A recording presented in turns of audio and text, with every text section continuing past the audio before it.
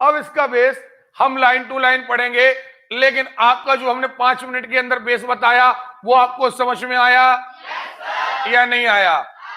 आया है। चलिए, ये रहा विद्युत। अब देखिए, विद्युत में हमने आपसे कहा, ये देखें, सबसे पहली बात हमें बताते जाइएगा कि सर आपने हमें ये बताया या नहीं बताया। हमने विद्युत के बारे में पढ़ना है यानी इलेक्ट्रिसिटी के बारे में पढ़ना है। विद्युत से हमारा परिचय सर्वप्रथम घर्षण विद्युत से हुआ, यानी दुनिया में सबसे पहली विद्युत घर्षण के द्वारा ही पैदा करी गई। नहीं बताया हमने? बताया है कि दो चीजों को रगड़ने पर विद्युत पैदा होती है, यानी एक्चुअली आवेश। क्या आवेश जब एक निश्चित समय में एक जगह से दूसरी जगह जाते हैं तो उन्हें विद्युत धारा कहते हैं। और एक सेकंड में कितना आवेश चला गया, इसे कहते हैं एम्पियर। क्या कहते हैं? यानी विद्युत धारा को नापते हैं हम एम्पियर में, जबकि पर्टिकुलर उसमें कितना आवेश है इसे नापते हैं कूलाम में। काय में? तो आवेश को नापेंगे कूलाम में, लेकिन जब वही आवेश लगातार बहेंगे तो कितना आवेश कितने समय में बह गया इसे नापेंगे एम्पियर में। तो विद्युत धारा काय में नापेंगे और आवेश को काय में नापेंगे? ओके, आवेश स्थिर विद्युत का मात्रक है और एम्पियर धारा विद्युत का मात्रक है। ओके, आवेश को कूलाम में नापते हैं। अब देखे, अब ये सब छोड़ते हैं, इन्होंने एक पीले रंग का रेजनी पदार्थ लिया जिसे एम्बर कहा जाता है। क्या कहा जाता है? और उसको ऊन अथवा ऊनी कपड़े से रगड़ने पर उसमें कागज के टुकड़ों को खींचने की क्षमता आ गई। भाई पहले जैसे अपन स्कूल में थे, अपन क्या करते थे, स्केल को बालों में रगड़ते थे, फिर देखते थे कागज चिपक जाते थे। याद है? अरे पहले भाई स्केल कागज चिपका नहीं रही थी, बालों में रगड़ने के बाद चिपका रही है। मतलब उसमें क्या आ गया है? आवेश। एक बात और, अभी आपने कई बार सुना होगा, जैसे आप प्लास्टिक की कुर्सी पर बैठते हैं, कोई कहता है उस पर तौलिया चलाओ या कपड़ा चलाओ, बाद में आप दूसरे को छूते हैं उसको करंट लग जाता है। सुना आपने? यही प्रोसेस है। आप लगातार तौलिया या किसी कपड़े को चलाते हैं तो उससे इलेक्ट्रॉन निकलकर आपके अंदर चले जाते हैं। आपने बार बार उससे रगड़ा तो घर्षण हुआ तो आवेश बढ़ गए। ये क्या है? आवेश। हाँ है ना? जब दूसरे ने छुआ तो आपके अंदर विभव अलग है, उसके अंदर विभव अलग है। जब एक दूसरे को छुआ तो आवेश दूसरे के शरीर में जाने लगे। अब ये बन गई धारा विद्युत, और सामने वाले को लगा कि हमें करंट लग गया। ओके, चलिए देखते हैं। आकर्षण करने का गुण आया जाता है। देखो जरा ये मुद्दे की बात, एम्बर को यूनानी भाषा में इलेक्ट्रॉन कहा जाता है। हालांकि यहां पर एम्बर अलग है और परमाणु के अंदर पाया जाता है इलेक्ट्रॉन, लेकिन इन शब्दों के अर्थ हम लोग कहते हैं इलेक्ट्रॉन, इलेक्ट्रम, और ये कह रहे थे एम्बर। है ना? तो इलेक्ट्रम से बना फिर इलेक्ट्रॉन, ठीक है, और उसी से बना इलेक्ट्रिसिटी। नहीं आ रही बात समझ में? हमने एम्बर लिया, एम्बर को क्या कहा? इलेक्ट्रम। इलेक्ट्रम को रगड़ने से विद्युत पैदा हुई तो इलेक्ट्रिसिटी, और चूंकि इलेक्ट्रिसिटी काय के कारण पैदा हुई? इलेक्ट्रॉन के कारण। नहीं आ रही बात समझ? तो इलेक्ट्रम, इलेक्ट्रिसिटी और इलेक्ट्रॉन ये एक ही खानदान के लोग हो गए। नहीं आ रही बात समझ में?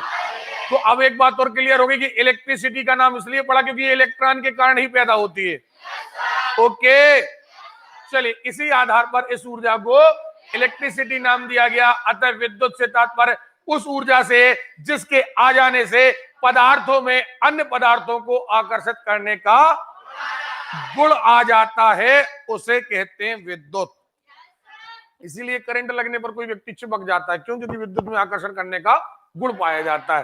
ठीक है, जिन वस्तुओं में यह गुण पाया जाता है उन्हें इलेक्ट्रिफाइड या आवेशित कहा जाता है।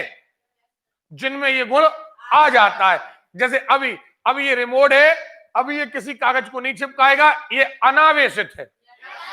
ओके, हम बालों में रगड़ दें, ऊन में रगड़ दें, कहीं रगड़ दें, फिर ये चिपकाने लगेगा तो हम कहेंगे ये आवेशित हो गया।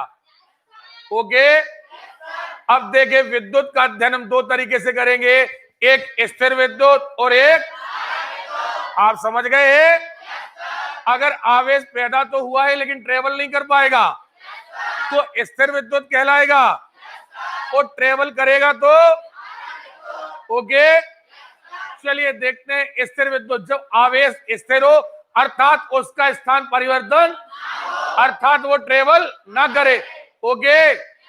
धारा विद्युत जब आवेश नहीं बताया हमने। आप एक बात याद रखिएगा, जो आपकी बेसिक कहानी होती है 10 मिनट की, वो सारे लेक्चर पर भारी होती है।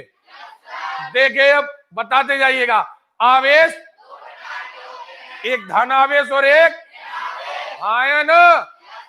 अब देखिए हमेशा याद रखिएगा, इलेक्ट्रॉन और प्रोटॉन, इलेक्ट्रॉन और हमेशा किसी भी परमाणु में बराबर होते हैं। पहले सुन लीजिएगा हमारी बात। जैसे एक पदार्थ है, एक ये पदार्थ है, इसके पास 10 इलेक्ट्रॉन है और 10 प्रोटॉन है। प्रोटॉन होते हैं हमेशा प्लस में, इसीलिए हमें उसको छूने से कभी करंट नहीं लगता, क्योंकि प्लस और माइनस इक्वल है और ये प्लस और माइनस एक दूसरे को बैलेंस कर देते हैं। तो एक्चुअली इलेक्ट्रॉन पर माइनस आवेश है, प्रोटॉन पर, अरे क्लियर है। लेकिन ओवरऑल देखा जाए तो पूरे पदार्थ पर कोई आवेश नहीं।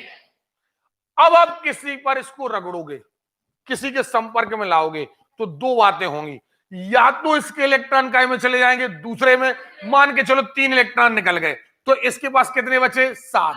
कितने बचे? 7 बचे। अब देखना, धन के 10 है, ऋण के, तो एक्चुअली ये +3 हो गया, यानी ये धन आवेश हो गया। क्या हो गया? या हो सकता था कि ये और इलेक्ट्रॉन ले लेता तो ये हो जाता -15, 5 और आ गए, तो अब ये फाइनली कौन सा हो जाता? ऋण आवेश, क्योंकि 10 धन के हैं, ऋण के 15 है, फाइनली ऋण के 5 है, यानी ये वस्तु ऋणात्मक आवेश हो जाती। तो किसी वस्तु का धन आवेश होना या किसी वस्तु का ऋण आवेश होना उसके इलेक्ट्रॉनों पर निर्भर करता है। अगर वो इलेक्ट्रॉन दान दे देता है, अगर वो इलेक्ट्रॉन तो दान देने के कारण उसका माइनस का वेट घट जाता है, तो ऑटोमेटिकली प्लस का वेट ज्यादा हो जाता है, तो धनात्मक। इसीलिए कहते हैं कि इलेक्ट्रॉन दान करने पर धनात्मक और इलेक्ट्रॉन ग्रहण करने पर नहीं। सुनते अपन लोग? सुनते? कई सारे बच्चे कभी नहीं समझ पाते कि सर आखिर ये क्यों होता है कि इलेक्ट्रॉन दान करे निकल गए सो उल्टा कह रहे हैं आप धनात्मक, और आ गए सो और उल्टा कह रहे हैं ऋणात्मक। भैया किसी बात आने पर तो वो धनात्मक होना चाहिए, नहीं, एक्चुअली इलेक्ट्रॉन ऋणात्मक है, ऋण चला जाएगा तो धन का वेट बढ़ जाएगा, और ऋण और आ जाएगा तो ऋण का वेट बढ़ जाएगा। क्या आपको ये बात समझ में आ गई कि नहीं आ गई है? तो आवेश कितने प्रकार के हैं? धन आवेश और, अरे क्लियर है?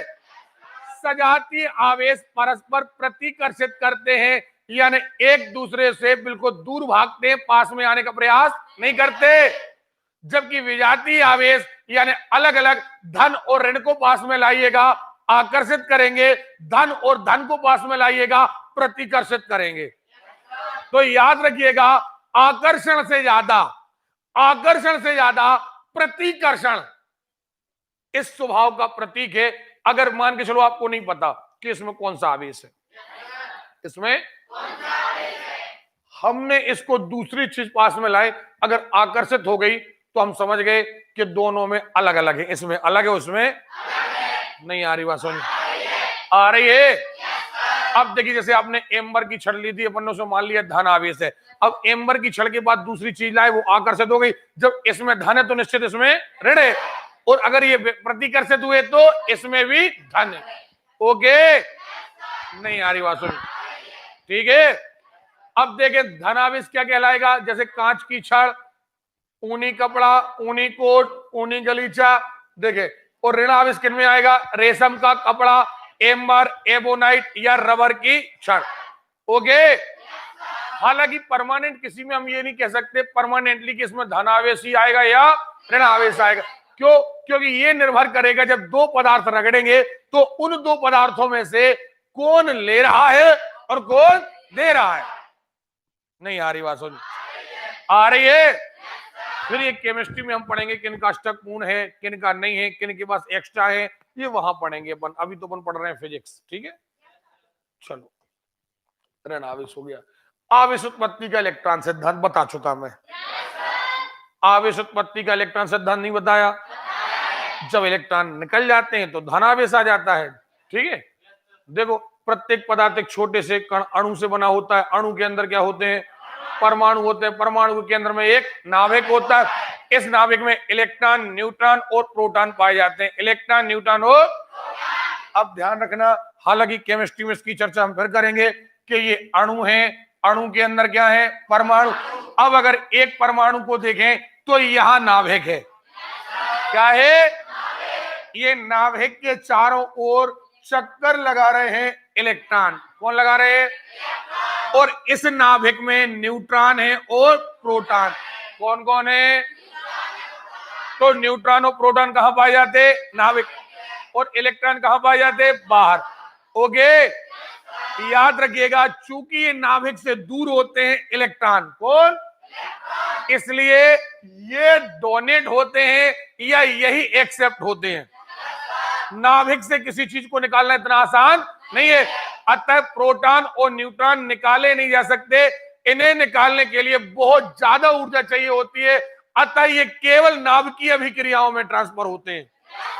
काय में? अरे क्लियर है? बाकी मामलों में इन्हें सामान्य तौर पर डिस्टर्ब नहीं किया जा सकता। ओके, जबकि ये नाभिक से दूर है तो ये सामान्य तौर पर या तो डोनेट हो जाते हैं या एक्सेप्ट हो जाते हैं। कोई दिक्कत? अरे कोई दिक्कत? चलिए ध्यान रखिए। तथा नाभिक के बाहर साधारणतः के अनुसार, धारणा के अनुसार इलेक्ट्रॉन विभिन्न कक्षाओं में गति करते हैं। आवेश उत्पत्ति का सिद्धांत यही है। इस प्रकार प्रत्येक परमाणु में न्यूट्रॉन, प्रोटॉन तथा इलेक्ट्रॉन की एक निश्चित संख्या होती है।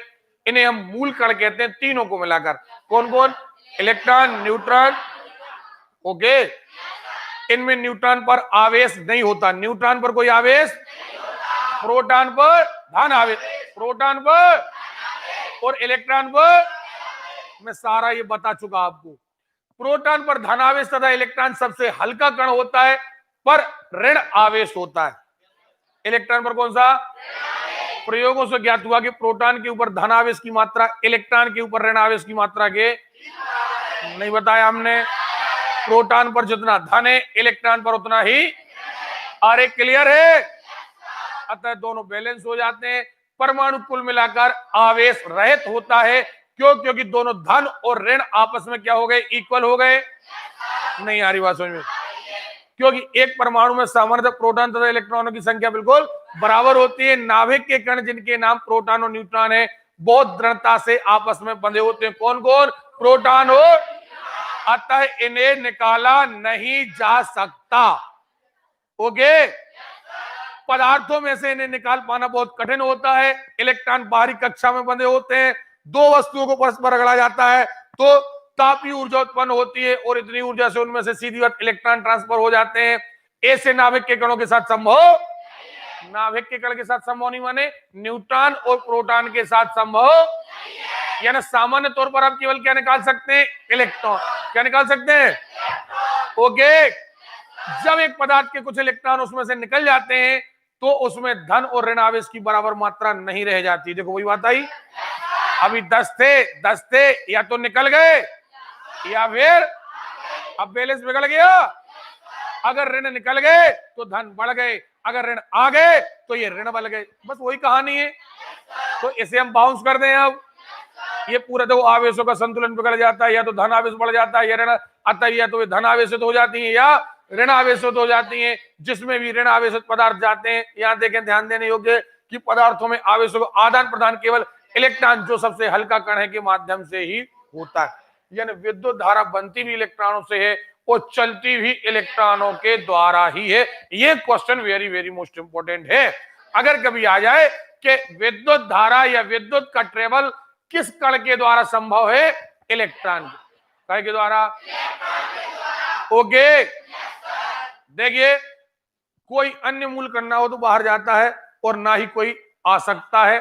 अतः पदार्थ के आवेशन के लिए केवल इलेक्ट्रॉन उत्तरदायी है। दो पदार्थों में घर्षण के द्वारा धन आवेश होना, ठीक है, ये सब चीजें आपको बिल्कुल क्लियर है, कोई मतलब नहीं इनका।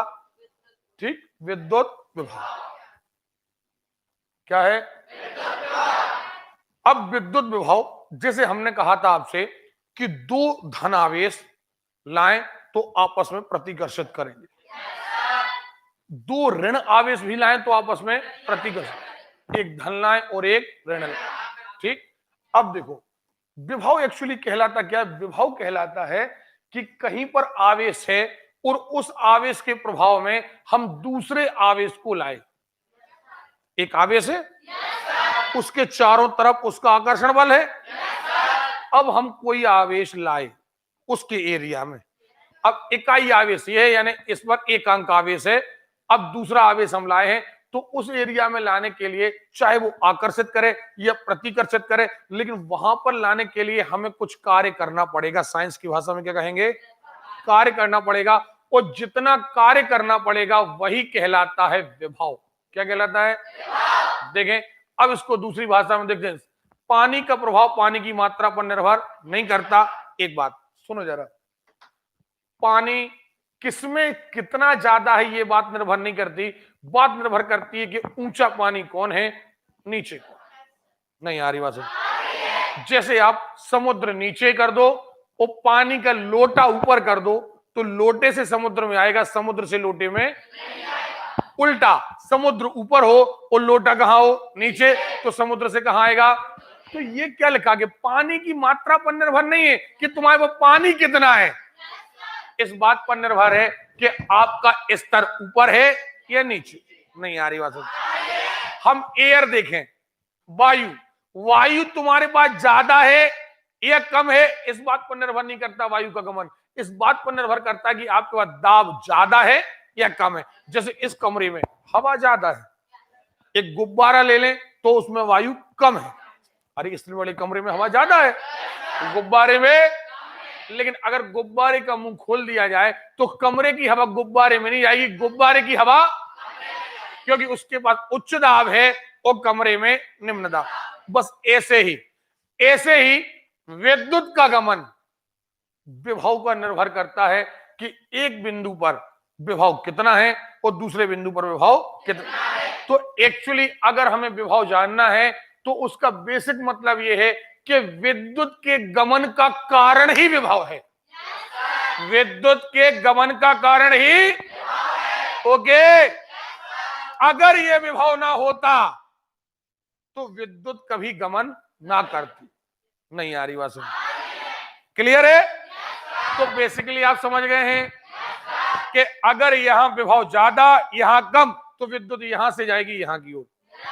आपने देखा होगा, आप लाइट में अपना मोबाइल चार्ज पे लगाते हैं, नहीं लगाते हैं? आप कई बार कहते हैं कि सर ये अच्छी कंपनी का चार्जर है, ये जल्दी चार्ज कर देता है। एक्चुअली वो चार्जर अच्छी कंपनी का क्यों है? क्योंकि वो मोबाइल में और आपके लाइट के बोर्ड में विभवांतर बहुत ज्यादा पैदा कर देता है। वो लाइट को बताता है कि यहाँ विद्युत कम है और यहाँ जल्दी चलो, जल्दी विद्युत आती है, बैटरी चार्ज हो जाती है। लेकिन वहीं की लोकल कंपनी का यदि चार्जर है तो वो उतना विभवांतर पैदा नहीं कर पाता, और अगर विभवांतर पैदा नहीं होगा, भाई पानी कम ऊंचाई पर होगा तो आराम आराम से बहेगा, अच्छी ऊंचाई पर होगा तो तेज बहेगा। ये सिद्धांत ही है। तो विभव मैंने दोनों भाषाओं में बता दिया। एक, हम विज्ञान की भाषा में कहें तो एक आवेश के एरिया में आपको दूसरा आवेश लाना है, खास तौर पर धन आवेश को लाना है धन आवेश के एरिया में, तो किया गया कार्य विभव कहलाता है। क्या कहलाता है? अरे क्लियर है? और हम अगर अपनी भाषा में कहें तो विद्युत के गमन का मुख्य कारण ही विभव। ओके, चलिए आगे चलते हैं। बल्कि उच्च स्तर से निम्न स्तर की ओर होता है। ऊष्मा का प्रभाव भी ऊष्मा की मात्रा पर निर्भर नहीं करता बल्कि ताप पर निर्भर करता, उच्च ताप से, हाँ या ना? चलिए अब देखते हैं, दो आवेशित वस्तु को परस्पर रखा जाता है, उन्हें किसी सुचालक किसी धातु से जोड़ दिया जाता है, तब उसमें आवेश का प्रवाह होता है। आवेश का यह प्रवाह इस बात पर निर्भर नहीं करता कि किसमें आवेश ज्यादा है किसमें आवेश कम, कम और ज्यादा में निर्भर नहीं करता, बल्कि निर्भर करता है विभव काय पर। नहीं आ रही बात समझ में? आपके पास आवेश ज्यादा है, इसके पास आवेश कम, नहीं कोई मतलब नहीं। हाँ, विभव इसके पास ज्यादा है या विभव इसके पास कम है, तो विभव के अंतर पर विद्युत धारा बहेगी। कितने सारे उदाहरण पड़े बनने। पानी तुम्हारे पास ज्यादा है, इसके पास कम है, इसका मतलब ये नहीं कि तुम्हारी ओर से शोर आएगा, नहीं, इस तरह देखा जाएगा। ऊष्मा इसके पास ज्यादा है, इसके पास कम है, इस बात पर निर्भर नहीं, बल्कि टेम्परेचर, हाई टेम्परेचर से लो टेम्परेचर, आया ना। अगर हम एयर को देखें तो उच्च दाब से निम्न दाब, बस ऐसे ही।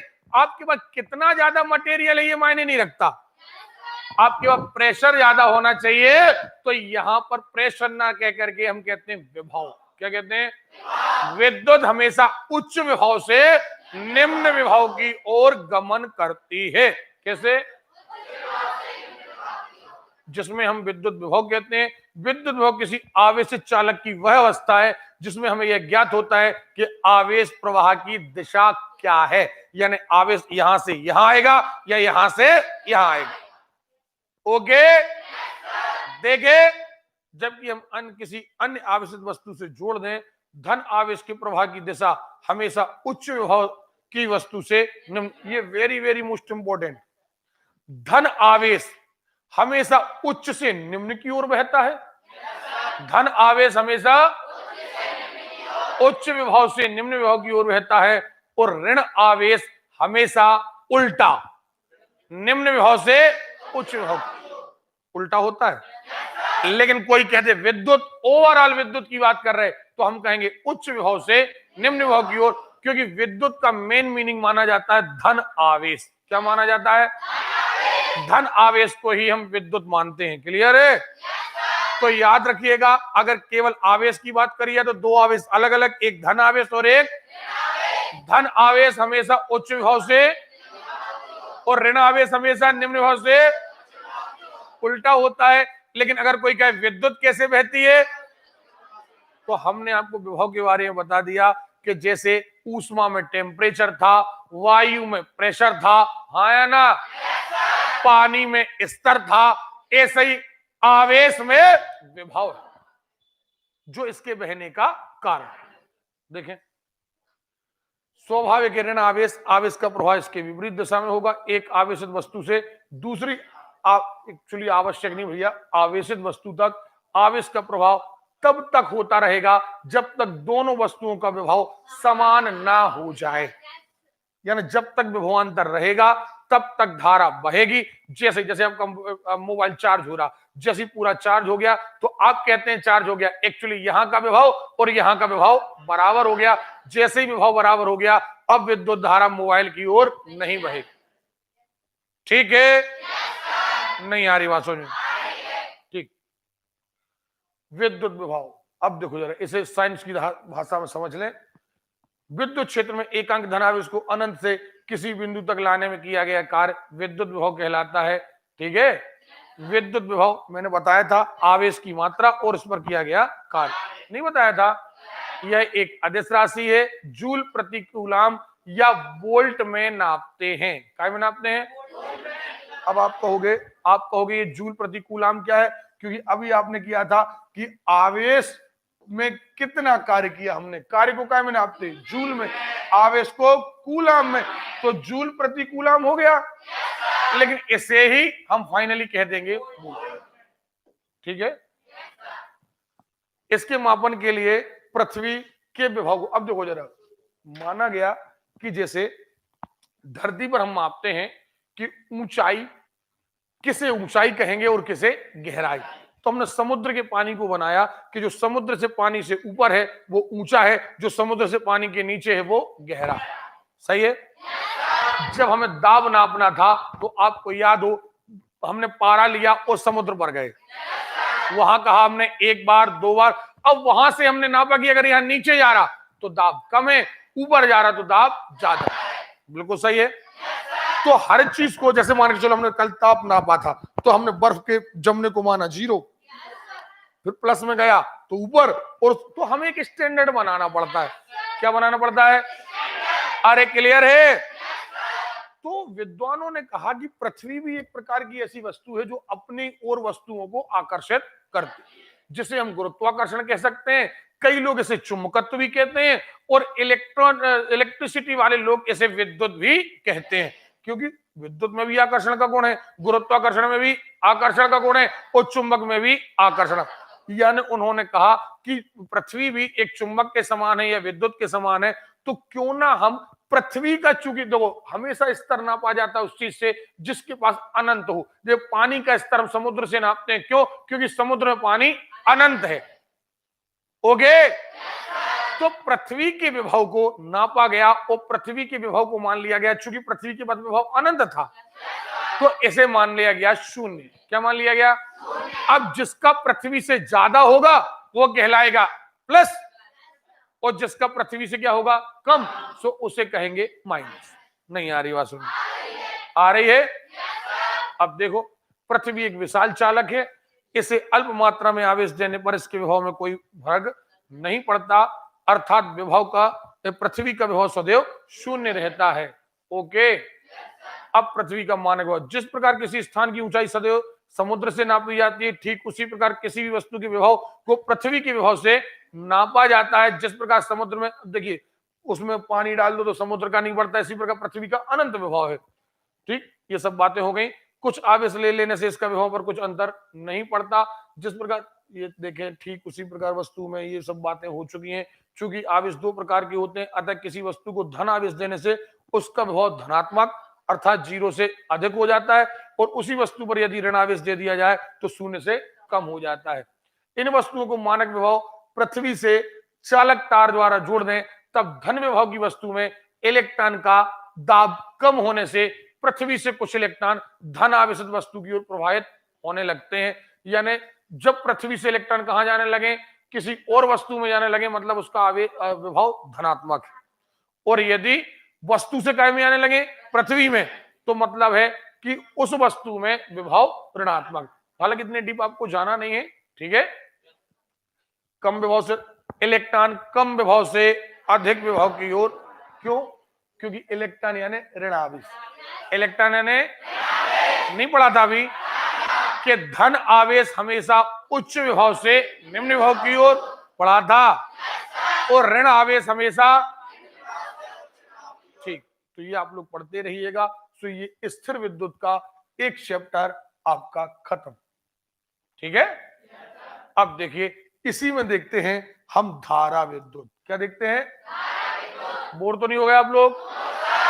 एक बात याद रखिएगा, मैंने आपको एक बात बहुत अच्छे से बता दी, इनमें हम वो क्वेश्चन आपको बता रहे हैं जो आपके कॉम्पिटिटिव एग्जाम में आना है। एक बात और याद रखिए, इनको चाहे आप आराम से पढ़ते रहिए, सो महीनों लगेंगे, और बेसिकली मार्च में यदि आपको अपना पेपर निकालना है तो हर लाइन पढ़ना है, लेकिन स्पीड के साथ। तो आप बताइए, स्थिर विद्युत में कोई ऐसी चीज जो आपको समझ में ना आई हो? स्थिर विद्युत में कोई ऐसी चीज जो आपको समझ में ना आई हो? हमने धन आवेश, ऋण आवेश, इलेक्ट्रॉनों का निकलना, इलेक्ट्रॉनों का आना, विभवांतर, सारी चीजें समझा दी। हम 1 मिनट के अंदर पानी पी करके आ रहे हैं। फिर यहां से हम पढ़ेंगे आज विद्युत धारा। क्या पढ़ेंगे? अब विद्युत धारा तो आप समझ गए होंगे, नहीं समझे? जब आवेश ट्रेवल करे, जब आवेश एक वस्तु से कहां जाए? एक निश्चित समय में आ जाए, तो उसे कहेंगे विद्युत धारा। क्या कहेंगे? ये विद्युत धारा काय पर निर्भर करेगी? विद्युत विभवांतर पर। काय पर? जरा खिंच के बैठो यार। काय पर निर्भर करेगी?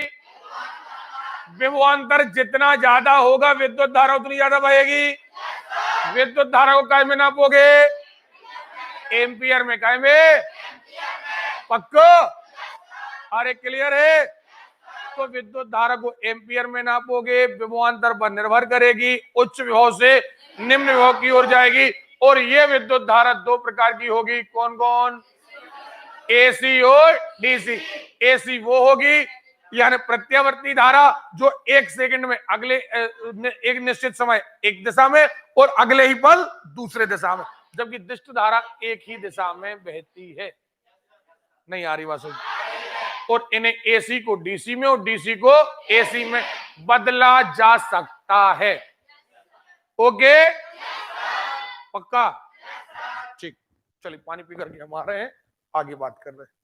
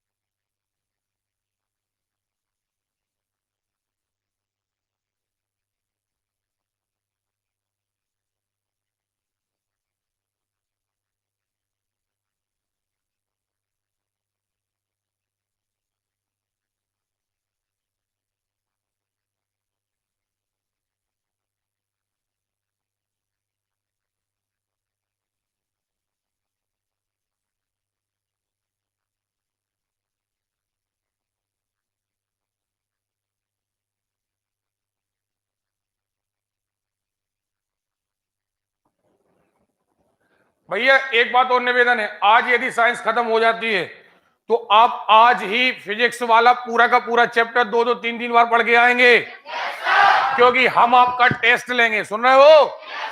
और यदि मेरी मेहनत पर ऐसा लगा कि आपने पानी फेरा है तो आप क्लास के सीधे बाहर हो जाइएगा। अगर मुझे ये लगा कि आपने साधारण से क्वेश्चन, कहीं दर्पण के क्वेश्चन, कहीं लेंस के क्वेश्चन, सुन रहे हो, अगर आप ये क्वेश्चन गलत कर रहे हैं तो फिर आपके पढ़ने का कोई मतलब नहीं। मेरी बात आपको समझ में आई है या नहीं आई है? आई है। इसलिए आज घर में जाकर के आप पूरे नोट्स को आराम से 2-3 बार, क्या निकट दृष्टि दोष है, क्या दूर दृष्टि दोष है, हमने कहीं ध्रुवण पढ़ाया था, कहीं विवर्तन पढ़ाया था, कहीं विभेदीकरण पढ़ाया था, नहीं पढ़ाया था? तो आप टेस्ट की तैयारी करेंगे। ओके?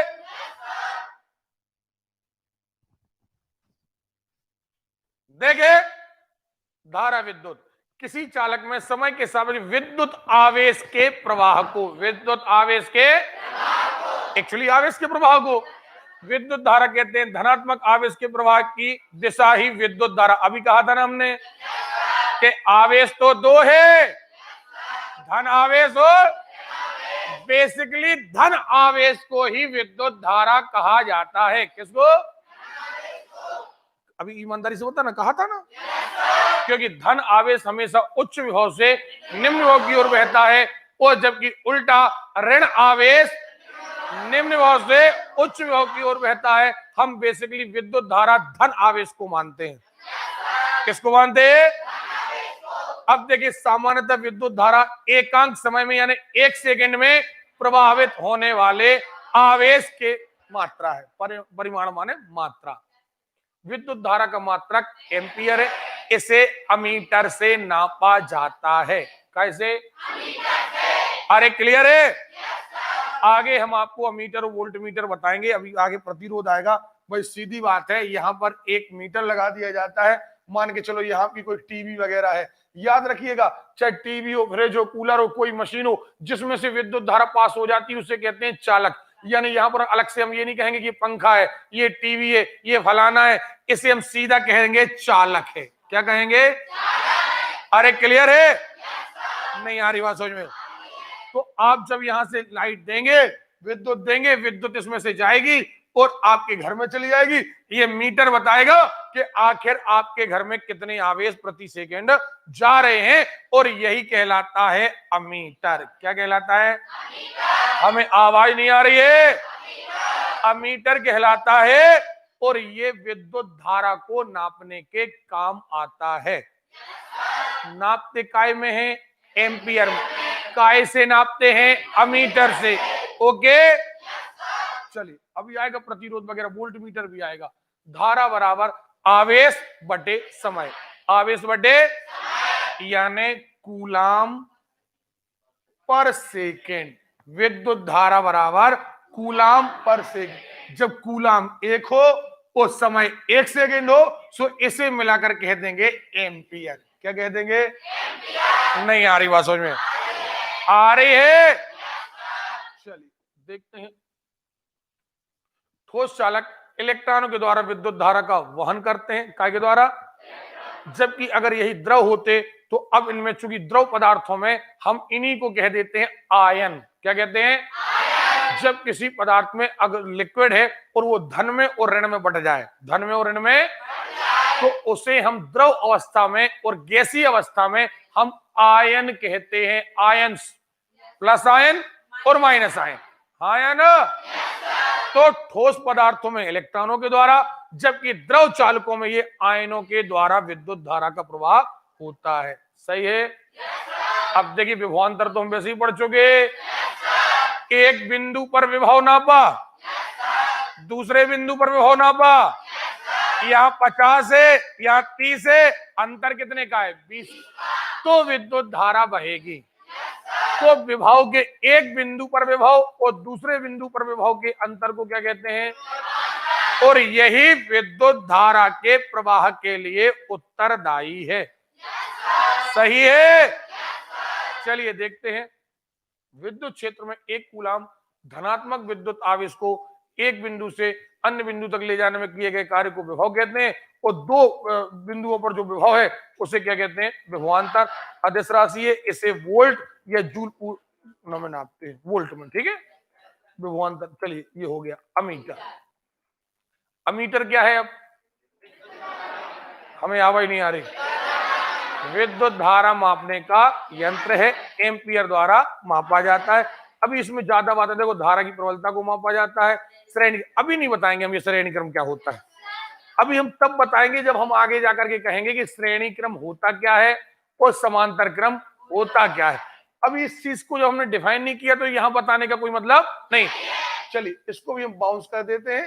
ठीक है, अभी हम इसका प्रतिरोध को भी कोई चर्चा नहीं करेंगे। क्यों? क्योंकि प्रतिरोध हमने बताया नहीं। ठीक है, चलिए वोल्ट मीटर, अब इसकी भी चर्चा हम नहीं करेंगे। क्यों? क्योंकि वोल्ट मीटर विभवांतर नापता है। याद रखिएगा, अमीटर नापता है क्या? विद्युत धारा, और वोल्ट मीटर नापता है विभवांतर। इतना बस याद रखिए, बस। ठीक है, अभी हम अमीटर और वोल्ट मीटर के बारे में बताएंगे कि अगर अमीटर होता क्या है, वोल्ट मीटर होता क्या है, क्या श्रेणी क्रम होते हैं, क्या समानांतर क्रम होते हैं, किसका प्रतिरोध अनंत होता है और किसका प्रतिरोध शून्य होता है। ओके, ये हम कुछ देर में बताएंगे, क्योंकि इनके बारे में भी हम रटवाना मेरा काम नहीं है। ओके, बीमार हो गए हो, बोर हो गए हो? चलिए तो अब इसको रोक लेते हैं। चलिए आगे चलते हैं। चालक समझ गए अपन लोग। सीधी बात, ऐसे पदार्थ जिनमें विद्युत धारा प्रवाहित हो जाए चालक कहलाते हैं। अब हमने एक बात और पढ़ रखी है कि विद्युत धारा को प्रवाहित करने की जवाबदारी इलेक्ट्रॉनों के पास है। किन के पास?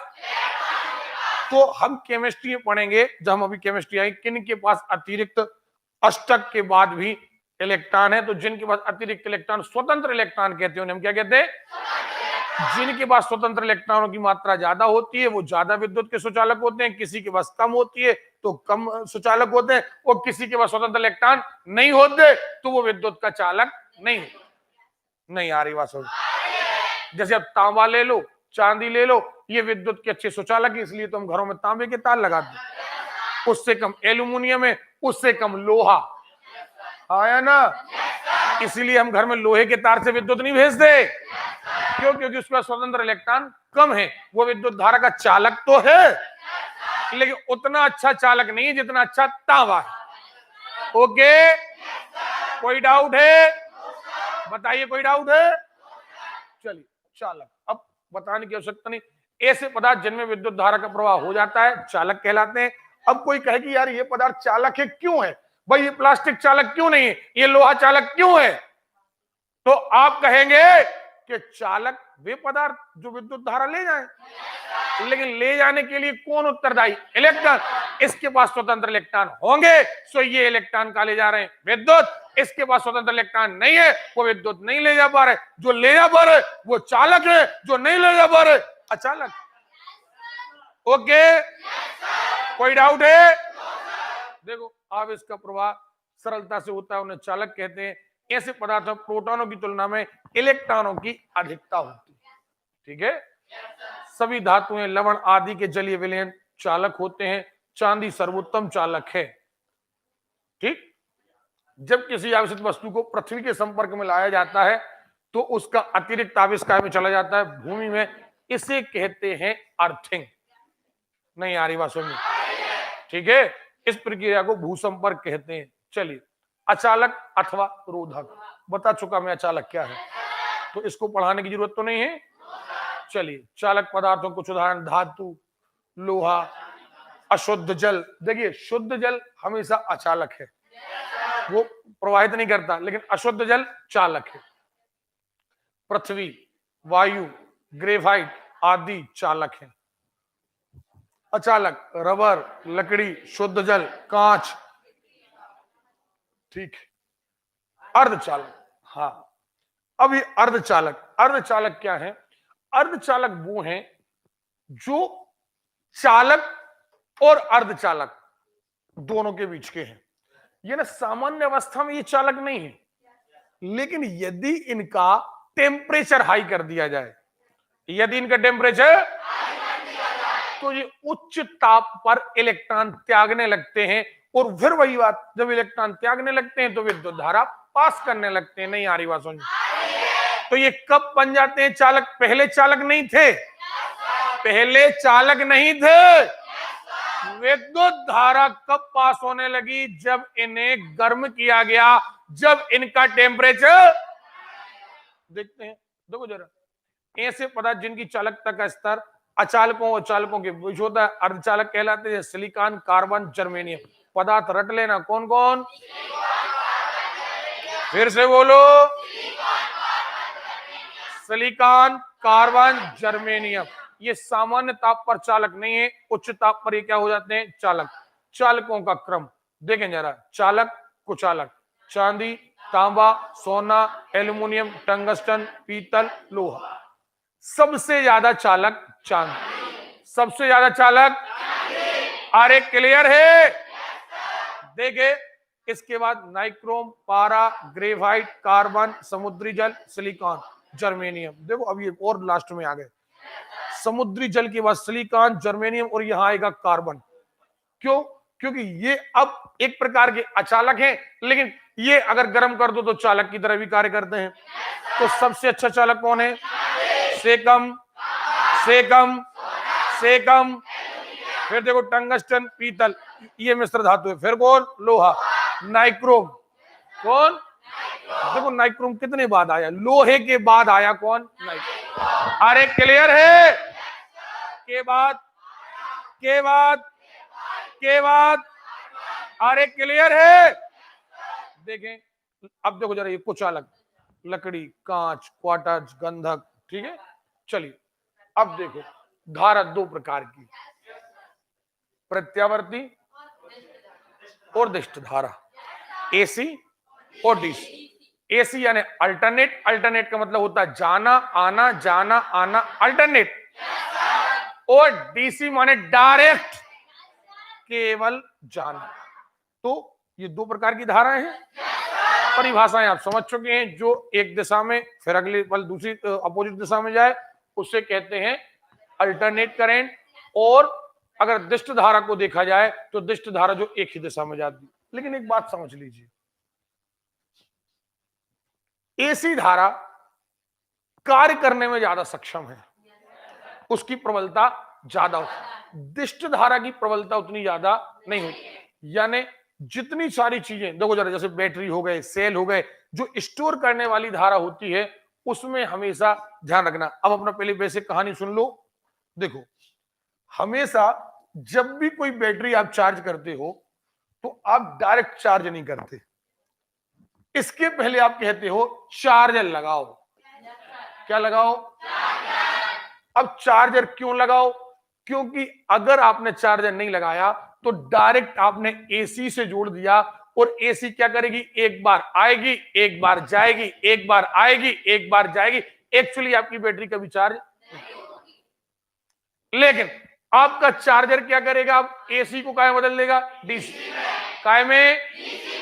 तो मात्र विद्युत धारा आएगी, केवल आएगी, तो आपकी बैटरी चार्ज नहीं आ रही। बात सुन, तो सेल हो गए, बैटरी हो गई, जितनी ज्यादा चीजें स्टोर करी जाती हैं वो सारी की सारी डीसी में स्टोर होती हैं, काय में, एसी में स्टोर नहीं होती। उल्टा जब आपको लाइट चाहिए पड़ती है तो यही बैटरी और इसके एलिमेंट जो लगे हैं ये क्या करते हैं, डीसी को काय बदल देते, और आपकी बाकी चीजें चलने लगती हैं। नहीं आ रही बात समझ में, आ रही है, अरे क्लियर है। अब देखे, डीसी और एसी में प्रबलता ज्यादा होती है, एसी में विद्युत धारा पैदा होती है एसी में, और ट्रेवल भी करती है एसी में। पैदा एसी में, ट्रेवल एसी में। सुन रहे हो? नहीं आ रही बात समझ में। लेकिन अगर जितने एम्पियर की धारा आपको एसी दी जाए, उतनी एम्पियर की धारा आपको डीसी दी जाए, तो ध्यान रखना उतना ही एम्पियर से आप अच्छा पंखा एसी से चला सकते हैं, डीसी से उतना अच्छा नहीं चला। आपने घरों में देखा होगा, आपकी लाइट चली जाती है, इन्वर्टर काम करता है, इन्वर्टर यानी बैटरी, जब बैटरी से लाइट चलती है तो उतना अच्छा रिस्पॉन्स नहीं आता, और जब लाइट आ जाती है तो अच्छा रिस्पॉन्स आता है। क्यों? क्योंकि हमने कहा ना कि उतना ही प्रबलता, अगर 100 एम्पियर की आपके पास एसी है, 100 एम्पियर की डीसी है, तो ज्यादा प्रबल कौन है, एसी। उल्टा लेकिन अगर आपको करंट लगने की बात आए, अगर आपको 50 एम्पियर की एसी से करंट लगे और 50 एम्पियर की, तो जान जाने का खतरा डीसी में है, एसी में नहीं है। क्यों? क्योंकि एसी एक बार आएगी तो झटका लगेगा, दूसरे बार वापस जाएगी, अब छूट जाओगे। लेकिन डीसी केवल आएगी ही आएगी। नहीं आ रही बात सुनिए, यानी आपके बचने के कोई चांस हाँ या ना। अब ये मत कह देना कि सर हम सेल पकड़ लें तो नहीं मरते और तार पकड़ लें तो मर जाते, उनकी क्वांटिटी बराबर नहीं। हमने कहा जब बराबर क्वांटिटी के पकड़ो।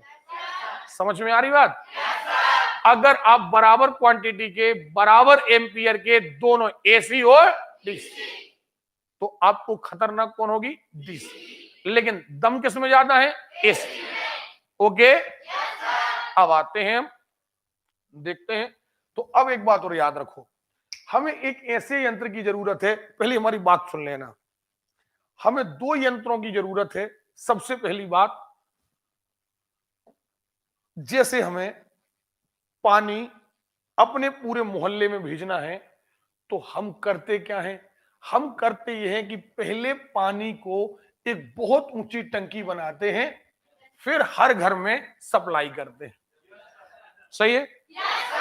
यानी पहले हमने क्या क्रिएट किया, हमने स्तर ऊंचा किया और उच्च स्तर से, सही है? बस यही काम है विद्युत का। यदि आपको विद्युत, मान के चलो विद्युत अमरकंटक में बनी, फॉर एग्जाम्पल किसी नदी किनारे बनी, और वहां से हमें विद्युत अपने गांव तक भेजना है। हमें इतना पता है कि विद्युत तभी जाएगी जब ये उच्च विभव पर हो जाएगी, क्योंकि विद्युत धारा कब गमन करती है, उच्च विभव से।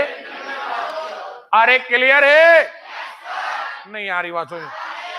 अब देखिए, तो यहां पर हमेशा एक यंत्र लगाया जाएगा, ये क्या करेगा कि जो विद्युत आई है इसका विभव बढ़ा देगा, इसका विभव, इसको बहुत हाई वोल्टेज पर कर देगा। हाई वोल्टेज, हमने विभव को क्या में ना पता, वोल्ट में, क्या में ना पता। ओके, तो यहां पर ये यंत्र लगाया जाएगा जो इसे हाई वोल्टेज पर कर देगा, तो आपके गांव तक विद्युत आ जाएगी। फिर आपके गांव में फिर एक डीपी लगी रहती है, वो क्या करेगी, इसको लो वोल्टेज, क्यों? क्योंकि अगर इतने वोल्टेज पर तुम्हारे घर में आ गई लाइट तो फ्रिज खत्म। नहीं आ रही बात समझ में? तो घर में घुसने के पहले फिर इसको लो किया जाएगा। यानी एक यहां पर मशीन रखी है, एक मशीन यहां पर रखी, ये हाई कर रही है ताकि तुम्हारे घर तक पहुंच जाए, मोहल्ले तक पहुंच जाए, और ये लो कर रही है ये एसी को एसी ही रहने देती है। आ रही बन रही एसी, आ रही एसी, घर तक पहुंची एसी, कहीं डीसी तो नहीं आई, कहीं डीसी तो नहीं हुई है। मात्र क्या हुआ, मात्र क्या हुआ, उच्च विभव हुआ। और यहां पर अरे क्लियर है, इन्हें कहते हैं ट्रांसफार्मर। क्या कहते हैं, अरे क्लियर है। तो ट्रांसफार्मर एक ऐसी युक्ति है जो एसी को एसी ही रहने देती है, लेकिन निम्न विभव को उच्च विभव को, अरे क्लियर है, नहीं आ रही बात समझ में। ये कहलाते हैं हाई ट्रांसफार्मर, ये कहलाते हैं लो ट्रांसफार्मर। ओके, लेकिन जो बैटरियों में हम इस्तेमाल करते हैं, जो याद रखिए एसी को डीसी में बदलते हैं, एसी को, अरे क्लियर है, उन्हें कहते हैं रेक्टिफायर। क्या कहते हैं, हमें आवाज नहीं आ रही है। जो एसी को डीसी में बदलते हैं वो क्या कहलाते हैं, पक्का। अब आप कहेंगे जैसे आपके घर में इन्वर्टर लगा रहता है, इन्वर्टर करता क्या है, जब लाइट रहती है तो एसी लेता है, डीसी में स्टोर करता है, और लाइट चली जाती है तो डीसी को एसी में बदलता है। यानी हमें एक यंत्र और चाहिए जो डीसी को काय में बदल दे, एसी में, वही कहलाता है इन्वर्टर। तो इन्वर्टर एक्चुअली क्या करता है, अब जो आप इन्वर्टर ये डिब्बा रखा रहता है इसमें दोनों होते हैं, रेक्टिफायर भी होते हैं और इन्वर्टर, दोनों चीजें होती हैं। जब लाइट रहती है तो एसी डीसी में जाती है, तो काम करता है रेक्टिफायर।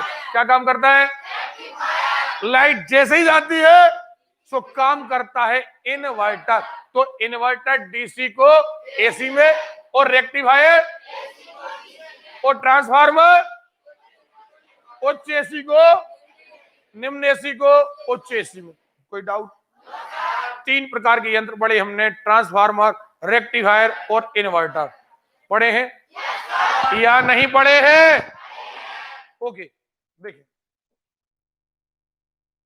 यदि परिपथ में प्रवाहित होने वाली धारा एक निश्चित समय अवधि के पश्चात परिवर्तित होती रहे, अर्थात अपनी दिशा बदलती रहे, एक दिशा में शून्य से अधिकतम, दूसरी दिशा में शून्य से कम, तो प्रत्यावर्ती धारा कहलाती है। विद्युत संयंत्रों में प्रत्यावर्ती विद्युत धारा का उत्पादन किया जाता है। ये देखें, ठीक है।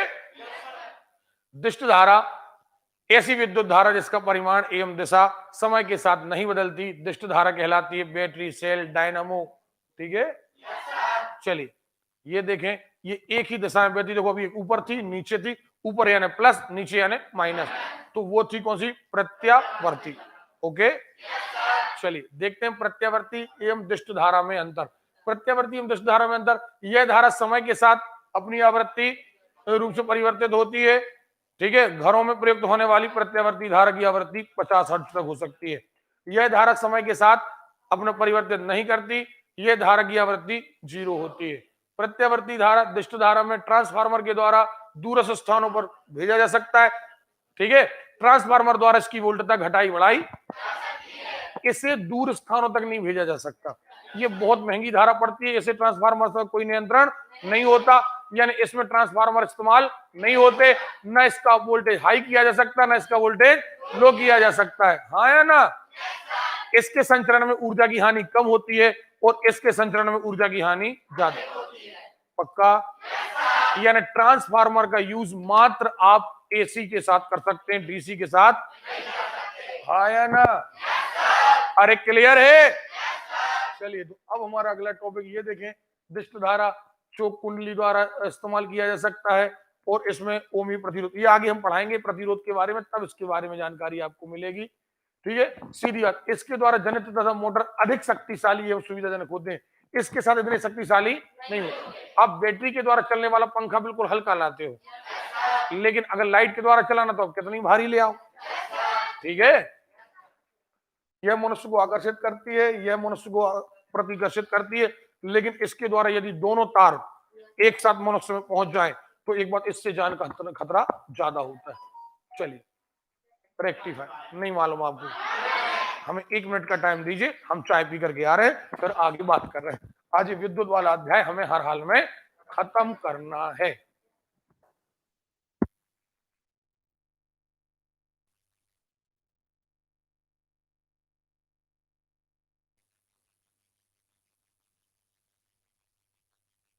देवी,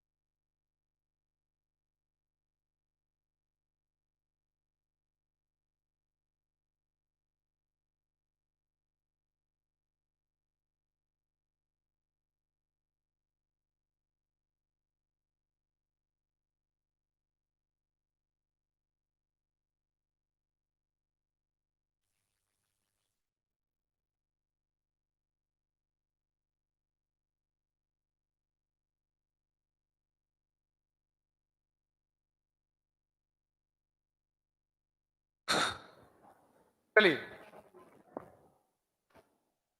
आप लोग बोर तो नहीं हो रहे हैं? देखिए, क्वेश्चन यहीं से आते हैं, सुन लीजिए बस।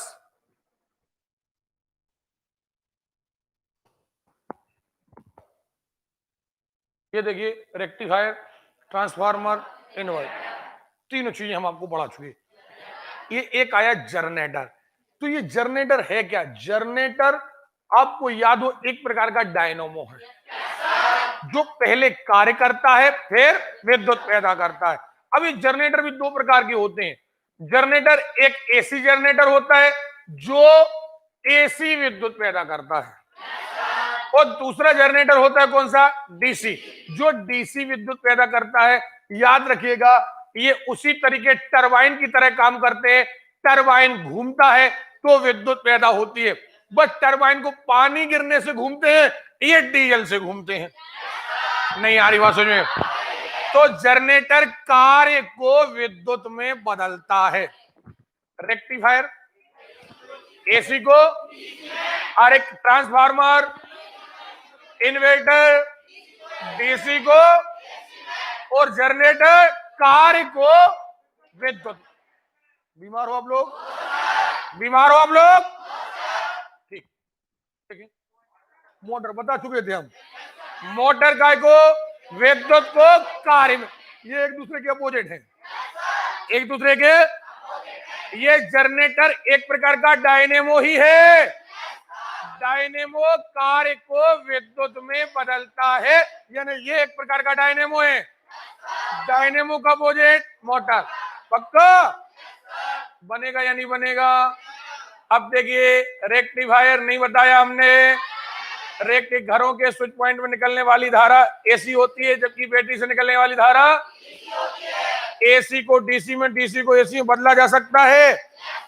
एसी को डीसी में बदलने के लिए हाँ या ना?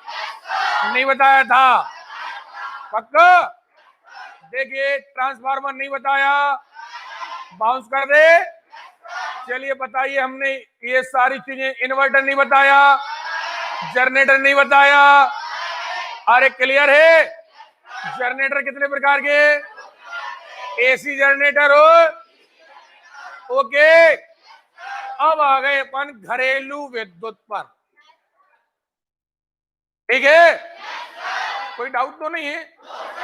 देखिए, याद रखिए, मैं बार बार आपसे एक ही बात कहता हूं, पढ़ने का एक लॉजिक होता है, पढ़ने का एक तरीका होता है। वही सारी चीजें आप चाहें तो आपको बिल्कुल पढ़ने के साथ याद हो सकती हैं।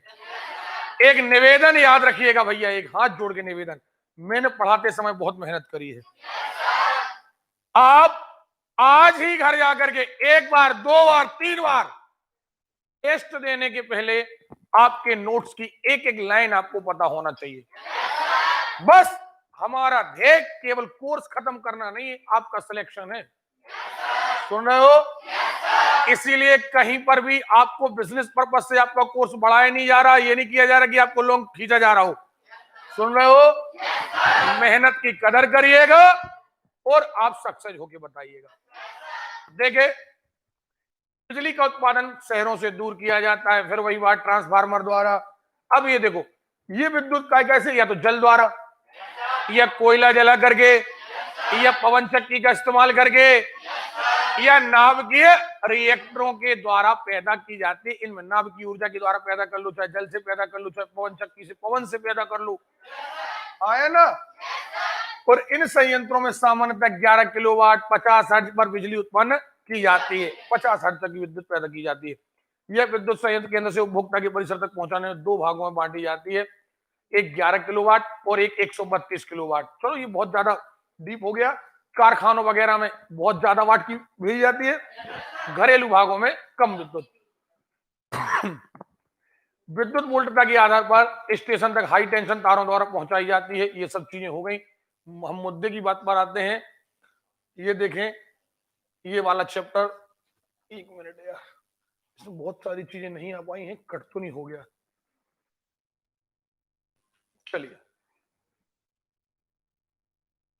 ये देखें।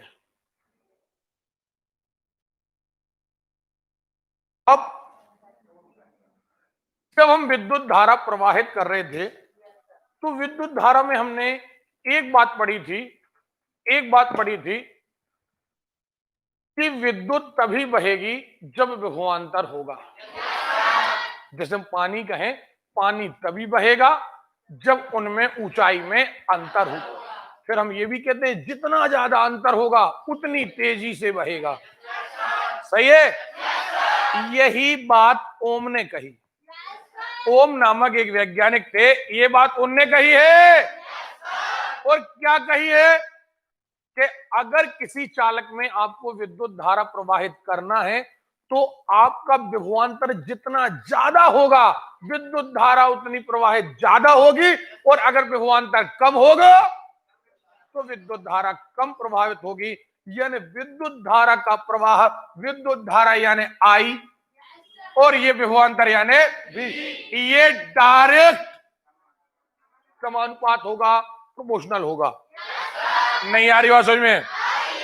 अगर विभवांतर बढ़ाओगे तो विद्युत धारा बहेगी, विभवांतर घटाओगे घट जाएगी। नहीं आ रही बात समझ में? ये किसका नियम है? कहेगा। अब देखिए, ओम कहते हैं कि अगर हम इस अनुपात को बराबर में बदलें तो एक स्थिरांक आ जाता है आर। क्या आ जाता है? हमें आवाज नहीं आ रही है। और इस आर को हम कहते हैं रेजिस्टेंस यानी प्रतिरोध। क्या कहते हैं? रेजिस्टेंस यानी प्रतिरोध। अब ये प्रतिरोध है क्या? गणित की भाषा में तो हम आर कहते हैं तो बटे भी पहुंच जाएगा, लेकिन नहीं। अब देखो जरा, अपन आते हैं वही जड़त्व के नियम पर। जड़त्व का नियम क्या कह रहा था? कि दुनिया में प्रत्येक वस्तु अपनी अवस्था परिवर्तन का विरोध। हम आते हैं श्यानता पर। श्यानता हमने क्या पढ़ी थी? कि प्रत्येक वस्तु अपने बहने का विरोध करती है। हम आते हैं पृष्ठ तनाव पर, है ना? प्रत्येक वस्तु अपने आयतन के फैलाव का विरोध करती है या ना? बस यही वही बात आना है। जब किसी वस्तु में, वो कितना ही अच्छा चालक क्यों ना हो, जब उस वस्तु में विद्युत धारा प्रवाहित की जाती है, उस वस्तु में विद्युत धारा प्रवाहित की जाती है, तो वो वस्तु विद्युत धारा का विरोध करती है। हर वस्तु करती है विरोध। बस अंतर इतना है कि कोई ज्यादा विरोध करती है, कोई कम विरोध करती है। नहीं आ रही बात समझ? जैसे अभी हमने पढ़ा था कि चांदी सबसे अच्छी चालक है। क्या पढ़ा था? यानी जब हम इसमें विद्युत धारा प्रवाहित करेंगे, जब हम इसमें विद्युत धारा, तो इसमें विद्युत धारा आसानी से पास हो जाएगी, विरोध ना के बराबर कम होगा, लेकिन होगा। अब ये विरोध क्यों होगा? पहले ये बात सुन लो। जो आसानी से प्रवाहित कर रही है, अब विद्युत धारा प्रवाह का ठेका किसने ले रखा? इलेक्ट्रॉन। कौन ने? जवाबदारी कौन की है? तो जिनके पास स्वतंत्र इलेक्ट्रॉन ज्यादा हैं, जिनके पास स्वतंत्र इलेक्ट्रॉन, वो विद्युत धारा को ज्यादा पास करेंगे, तो उनका प्रतिरोध कम होगा। उनका प्रतिरोध। हम आए तांबा पर। क्या पर आए? तांबा पर विद्युत धारा प्रवाहित होती है, लेकिन चांदी के बराबर नहीं। हम कहेंगे कि तांबे में विद्युत धारा माने चांदी की अपेक्षा कम चालक है। क्यों? क्योंकि इसके पास स्वतंत्र इलेक्ट्रॉन चांदी से कम है। चांदी से तो विद्युत धारा प्रवाहित हो तो रही है, ज्यादा हो रही, लेकिन चांदी से कम। ओके, तो इसका प्रतिरोध ज्यादा है। कैसे? चांदी। हम और नीचे आए, याद है आपको? सोना। अब सोना भी विद्युत धारा का सुचालक है, तांबा से कम है, माने इसके पास भी स्वतंत्र इलेक्ट्रॉन कम है। उससे कम लोहा, उससे कम नाइक्रोम, यानी इनमें इलेक्ट्रॉनों की संख्या लगातार कम होती जा रही है। तो याद रखिए, प्रतिरोध ज्यादा होता है। लोहे के तार क्यों नहीं लगाते? क्योंकि इनमें स्वतंत्र इलेक्ट्रॉन कम है, इनका प्रतिरोध ज्यादा। तो जिनके पास स्वतंत्र इलेक्ट्रॉन ज्यादा है, उनका प्रतिरोध कम है। ओके, जिनके पास स्वतंत्र इलेक्ट्रॉन कम है, उनका प्रतिरोध ज्यादा। और इसी प्रतिरोध के कारण जब हम कोई विद्युत, जैसे मतलब पंखा में हमने लाइट दी, पंखा एक चालक है। अब ये चाहे आपने तांबे का खरीदा हो, अंदर तांबे के तार हो या एल्यूमिनियम के तार हो, ये आपने अपनी इच्छा से खरीदा, लेकिन ये एक प्रकार का चालक है। तो निश्चित बात है इसमें स्वतंत्र इलेक्ट्रॉन होंगे। जब इसमें स्वतंत्र इलेक्ट्रॉन होंगे तो इसमें प्रतिरोध भी होगा। या तो स्वतंत्र इलेक्ट्रॉन ज्यादा होंगे तो प्रतिरोध कम होगा, स्वतंत्र इलेक्ट्रॉन कम होंगे तो प्रतिरोध। और उसी प्रतिरोध के कारण ये पंखा गर्म होता है। जैसे एक तार है, तार में से आपने विद्युत डाली, यहां से विद्युत जा रही है, लेकिन ये तार गर्म हो रहा। गर्म काय के कारण हो रहा? गर्म काय के कारण हो रहा? काय के कारण हो रहा? अरे क्लियर है? तो हम विद्युत में दो तरीके के तारों का इस्तेमाल करते हैं। एक, कोशिश करते हैं जो गर्म ना हो, खराब ना हो जाए, लेकिन हम एक ऐसे यंत्रों का भी इस्तेमाल करते हैं जिनमें हम चाहते हैं कि जल्दी गर्म हो। नहीं आ रही बात समझ में? तो जिनमें हम, जैसे मान के चलो ये तार डले हैं अपने कमरे में, ये तार डले हैं, हम चाहते हैं ये गर्म ना हो, इनमें विरोध ना हो, इनमें विद्युत धारा आसानी से जाए। तो तो हम क्या करेंगे, हम कोशिश करेंगे कि इनमें तार भैया ऐसे लगाओ जिनका प्रतिरोध निम्न हो, लो हो। अरे क्लियर है? लेकिन आप प्रेस खरीदने जाओ, पानी गर्म करने की मशीन खरीदने जाओ, आप हीटर खरीदने जाओ, तो आप क्या चाहते हो कि वे गर्म ना हो? प्रेस का चाहते हो कि लगा दें गर्म ना हो, हीटर का चाहते हो लगा दो गर्म ना हो। अरे भैया हम ये चाहते हैं कि जल्दी से जल्दी गर्म हो। तो हम वहां कैसी धातुएं लगाएंगे? वहां ऐसी धातुएं लगाएंगे जिनका प्रतिरोध ज्यादा हो। नहीं आ रही बात? आ रही है? अच्छा, कल हमने पढ़ा था एक शब्द गलनांक, मेल्टिंग पॉइंट। अच्छा एक बात बताओ, आप क्या चाहते हो कि आपने पानी की छड़ ली, इसको गर्म किया, इसको गर्म किया, आप क्या चाहते हो कि ये एक ही बार में पिघल जाए? हम ये चाहते हैं कि टेम्परेचर भली 1500 पहुंच जाए लेकिन ये ना गले। हम चाहते हैं कि इसका गलनांक हो 3000। कितना हो? अगर इसका गलनांक 3000 होगा तो 1500 टेम्परेचर पहुंच भी जाएगा तब भी ये गलेगा नहीं। तो जितनी हीट वाली चीजें हैं हम चाहते हैं इनका गलनांक उच्च हो। जब प्रेस की कॉइल, हम चाहते हैं प्रेस कितनी गर्म हो जाए लेकिन प्रेस गले ना, तो हम इनमें इस्तेमाल करते हैं उच्च गलनांक। क्या इस्तेमाल करते हैं? और उच्च प्रतिरोध। क्या? अरे क्लियर है? उच्च गलनांक और आप बल्ब जलाते हो, बल्ब में एक तार लगा होता है, ऐसा ऐसा ऐसा लगा होता है, ये दो डंडियां आती हैं, फिर ऐसा करके अपना एक बल्ब होता है। अब इस तार को क्या चाहते हो, ये गल कर टूट जाए कि ना टूटे? ना टूटे, मतलब कितना ही गर्म हो जाए, ये आग जैसा हो जाए लेकिन ना गले। तो हम चाहते हैं कि इसका प्रतिरोध उच्च हो। प्रतिरोध उच्च होगा तब तो ये गर्म हो जाएगा। अगर प्रतिरोध उच्च नहीं होगा तो ये विद्युत धारा को पास कर देगा, गर्म ही नहीं होगा। तो हम चाहते हैं प्रतिरोध उच्च हो और गलनांक भी उच्च हो। अरे क्लियर है? प्रतिरोध उच्च हो, गलनांक भी उच्च हो।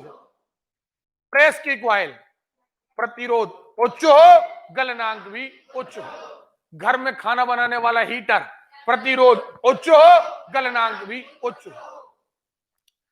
ठीक है?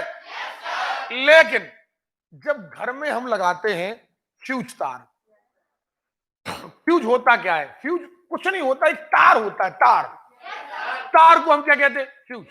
अब ये होता क्या, घर में विद्युत आई, अब ये हमारे घर में जा रही है, हम चाहते हैं कि अचानक यदि ज्यादा विद्युत आ जाए तो यहां आप एक पतला सा तार लगा दो। ये तार क्या करे? इसका प्रतिरोध हो उच्च। ठीक? ये प्रतिरोध झेले लेकिन इसका गलनांक निम्न हो, कि अगर ज्यादा विद्युत आ जाए तो ये गल जाए। तो गलनांक कैसा हो? निम्न। लेकिन प्रतिरोध कैसा हो? उच्च। प्रतिरोध उच्च क्यों कहा? कि अचानक हाई वोल्टेज आ जाए तो ये झेल जाए, अंदर ना जाने दे। ये कब नहीं जाने देगा? जब इसका प्रतिरोध उच्च होगा।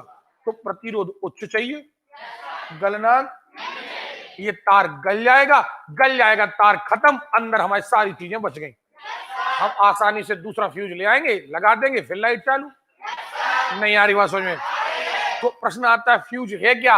अरे फ्यूज भैया एक उच्च प्रतिरोध और निम्न गलनांक, उच्च प्रतिरोध और गलनांक का एक तार है। अरे क्लियर है? नहीं आ रही बात समझ में? आ रही है? जिसे सामान्य तौर पर टिन, सुन रहे हो, यह ज्यादातर तांबा मिश्र धातुओं का बनाया जाता है। चलिए आगे आएगा ये। तो ओम का नियम आप समझ गए कि नहीं समझे?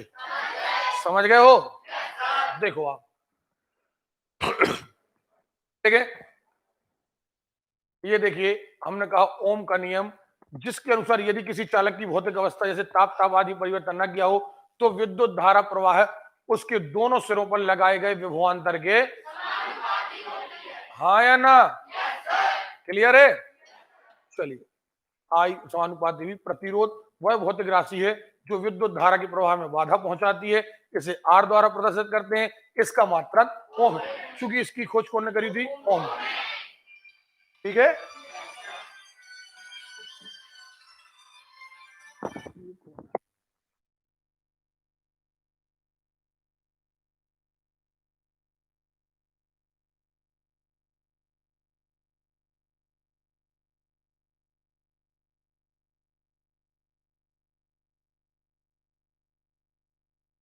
इसका मात्रा क्या है? ओम। आदेश राशि है, ठीक है। अब ये तो क्लियर हो गया कि प्रतिरोध विभवांतर बटे धारा, यानी अब देखना जरा, आपने क्या लिखा? प्रतिरोध माने आर विभवांतर बटे धारा, यानी ये दूसरे एक दूसरे के उल्टे हैं।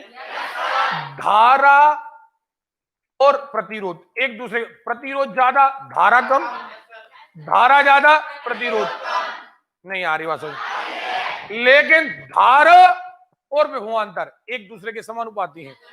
विभवांतर ज्यादा धारा ज्यादा। अरे क्लियर है? तो ये बात आपको समझ में आ गई है? मुझे लगता है बिल्कुल ये क्लियर है। चलिए अपन आते हैं आगे। चालक के सिरों पर 1 वोल्ट का विभवांतर आरोपित करने पर उसमें 1 एम्पियर की धारा प्रवाहित की जाए तो उसमें 1 कूलाम प्रतिरोध 1 ओम होगा। चलिए ठीक है, ये सब चीजें हो गई हैं। चालक, अच्छा एक बात और, बहुत इंपॉर्टेंट बात, सबसे इंपॉर्टेंट बात यह है कि आपने ये तो कह दिया कि किसी चालक का प्रतिरोध होता है। अब हम क्या करें कि हम कैसे तार लगाएं, कैसे तार लगाएं कि प्रतिरोध कम हो। हमने कहा ना वो अलग अलग अपने पास पर्पस है, अपने अलग अलग मोटिव है कि हमें कौन सा काम करना है। तो सबसे पहली बात तो ये है कि अगर आप, एक तांबे का मोटा तार है, एक तांबे का पतला, किसका प्रतिरोध ज्यादा होगा? पतले तार का प्रतिरोध ज्यादा होगा, क्योंकि इसमें विद्युत धारा जाने के लिए जगह नहीं है और इसीलिए पतले तार ज्यादातर जल करके गल जाते हैं।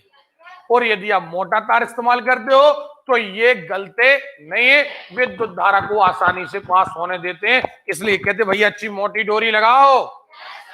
अरे क्लियर है? क्योंकि अगर एक ही लंबाई के पतले तार और मोटे तार लगाए जाएं तो मोटे तार का प्रतिरोध कम, मोटे तार का प्रतिरोध, एक्चुअली इसका जो मुंह होता है ना, यहां इसका क्षेत्रफल नापा जाता है कि किसका क्षेत्रफल कम है, किसका क्षेत्रफल। तो जिसका क्षेत्रफल ज्यादा है उसका प्रतिरोध कम है, जिसका क्षेत्रफल कम है उसका प्रतिरोध। अरे क्लियर है? नंबर 2, लंबाई बढ़ने पर प्रतिरोध बढ़ता है। लंबाई बढ़ने पर नहीं आ रही बात समझ में? जितना ज्यादा लंबाई करते जाओगे प्रतिरोध बढ़ता जाएगा। इसलिए आपने देखा होगा कि अगर आप बहुत ज्यादा लंबी डोरी ले जाते हैं, वहां जाकर के कोई बल्ब जलाते हैं तो वो धीमा जलता है, और उसी को पास में लगाते हैं तो वो तेज जलता है। हाँ या ना? काहे के कारण डोरी जितनी लंबी होती जाएगी, आपका तार जितना लंबा होता जाएगा, प्रतिरोध उतना ज्यादा बढ़ता। दूसरी बात, ताप बढ़ाने पर भी प्रतिरोध बढ़ता है। जैसे जैसे ताप बढ़ेगा प्रतिरोध बढ़ेगा। ये बात क्लियर है? यहां से क्वेश्चन आते हैं भैया, ध्यान रखना। ये देखें, चालक का प्रतिरोध पदार्थ की प्रकृति पर निर्भर करता है। चालक का प्रतिरोध अनुप्रस्थ काट के क्षेत्रफल, ठीक। देखो, प्रतिरोध चालक के ताप पर वृद्धि होने पर उसकी प्रतिरोधकता में परिवर्तन होता है। धातु में ताप वृद्धि से उनका प्रतिरोध बढ़ता है। मिश्र धातुओं में ताप वृद्धि करने से प्रतिरोध कम हो जाता है, ठीक है।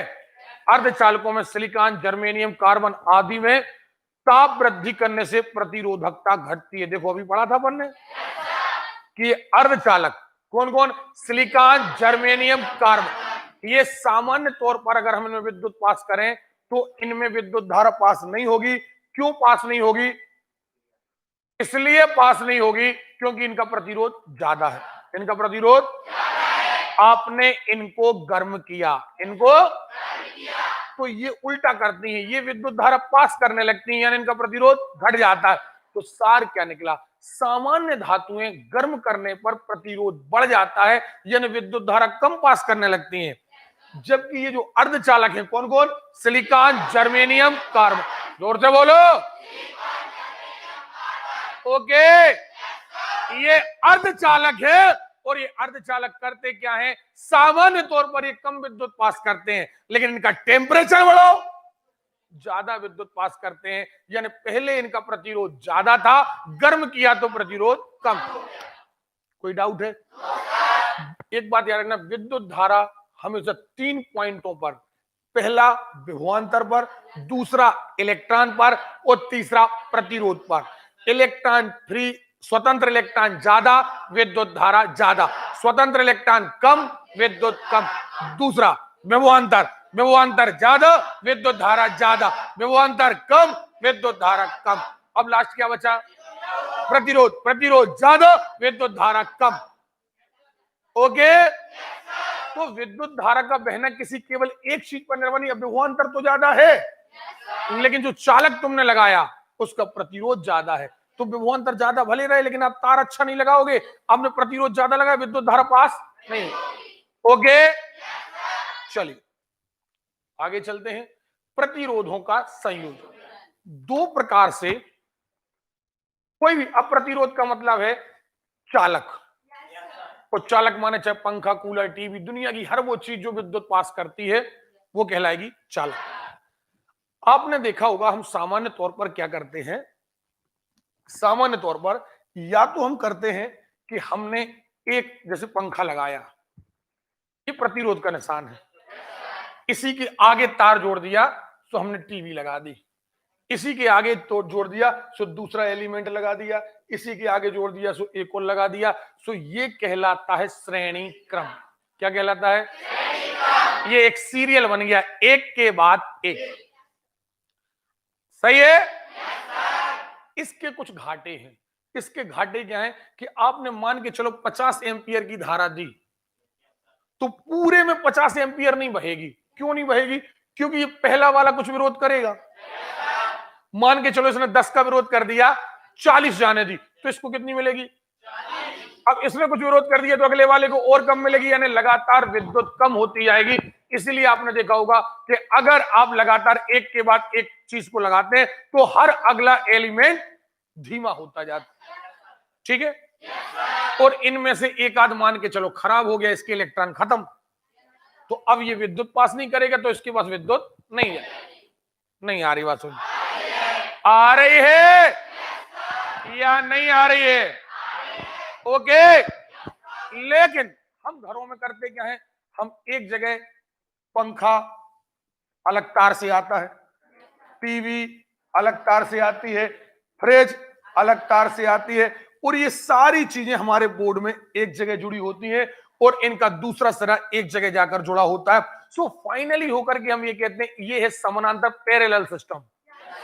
अब इसमें क्या है, आप विद्युत धारा अगर 100 एम्पियर की भेज रहे हो ना, तो ये पूरी जगह विद्युत धारा एक सी जा रही है, फुल प्रबलता के साथ जा रही, पहली बार। और इन दोनों बिंदुओं पर जितना ज्यादा विभवांतर है उतनी ज्यादा विभवान जा रही है। यहां पर अलग अलग विभवांतर है, यहां दोनों बिंदुओं पर एक ही विभवांतर। एक ही का मतलब इनकी रीडिंग एक ही आएगी, इनका विभवांतर इक्वल होता है। इक्वल का मतलब ये है कि इनका विभवांतर दोनों बिंदुओं पर ही नापा जाता है। यहाँ विभवांतर कैसे हैं? अलग अलग। तो यहाँ पर क्या होता है, एक एलिमेंट खराब हो भी जाए तो दूसरा अपना आप चलता रहेगा, क्योंकि इसमें विद्युत धारा आती रहेगी। नहीं आ रही बात? तो हमारे घर में याद रखना, हमारे घर में जब भी कोई चीज ऐसी जोड़ी जाए कि एक आए और उसके आगे दूसरी लग जाए, तो वो कहलाएगा श्रेणी क्रम। क्या कहलाएगा? आवाज नहीं आ रही है? लेकिन जब हमारे घर में कोई चीज ऐसी आए कि एक का कनेक्शन उसके बाजू से, दूसरा कनेक्शन उसके बाजू से, आया ना, तो हम कहेंगे कि वो समांतर क्रम है। अब देखना, आपकी घर की लाइट को देखना, आप ईमानदारी से बताना, आपके घर में जो खंबे से लाइट आती है या फ्यूज लगा होता है, तो ये देखो, ये देखो आप, इसका एक सिरा आया। हमेशा अभी हमने श्रेणी क्रम पढ़ा था कि एक का पिछला सिरा, दूसरे चालक का अगला सिरा, तीसरे चालक का अगला सिरा, तो ये कहलाएगा श्रेणी क्रम। क्या कहलाएगा? और अगर सारे चालकों का एक सिरा एक पॉइंट पर, दूसरा सिरा दूसरे, ठीक है, क्या कहलाएगा?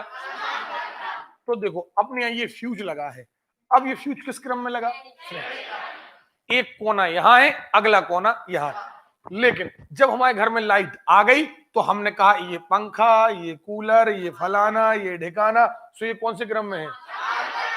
याद रखना, हमारे घर में जो लाइट आती है वो समांतर क्रम में आती है, यानी हमारे घर के कनेक्शन समांतर क्रम में होते हैं, जबकि हमारा फ्यूज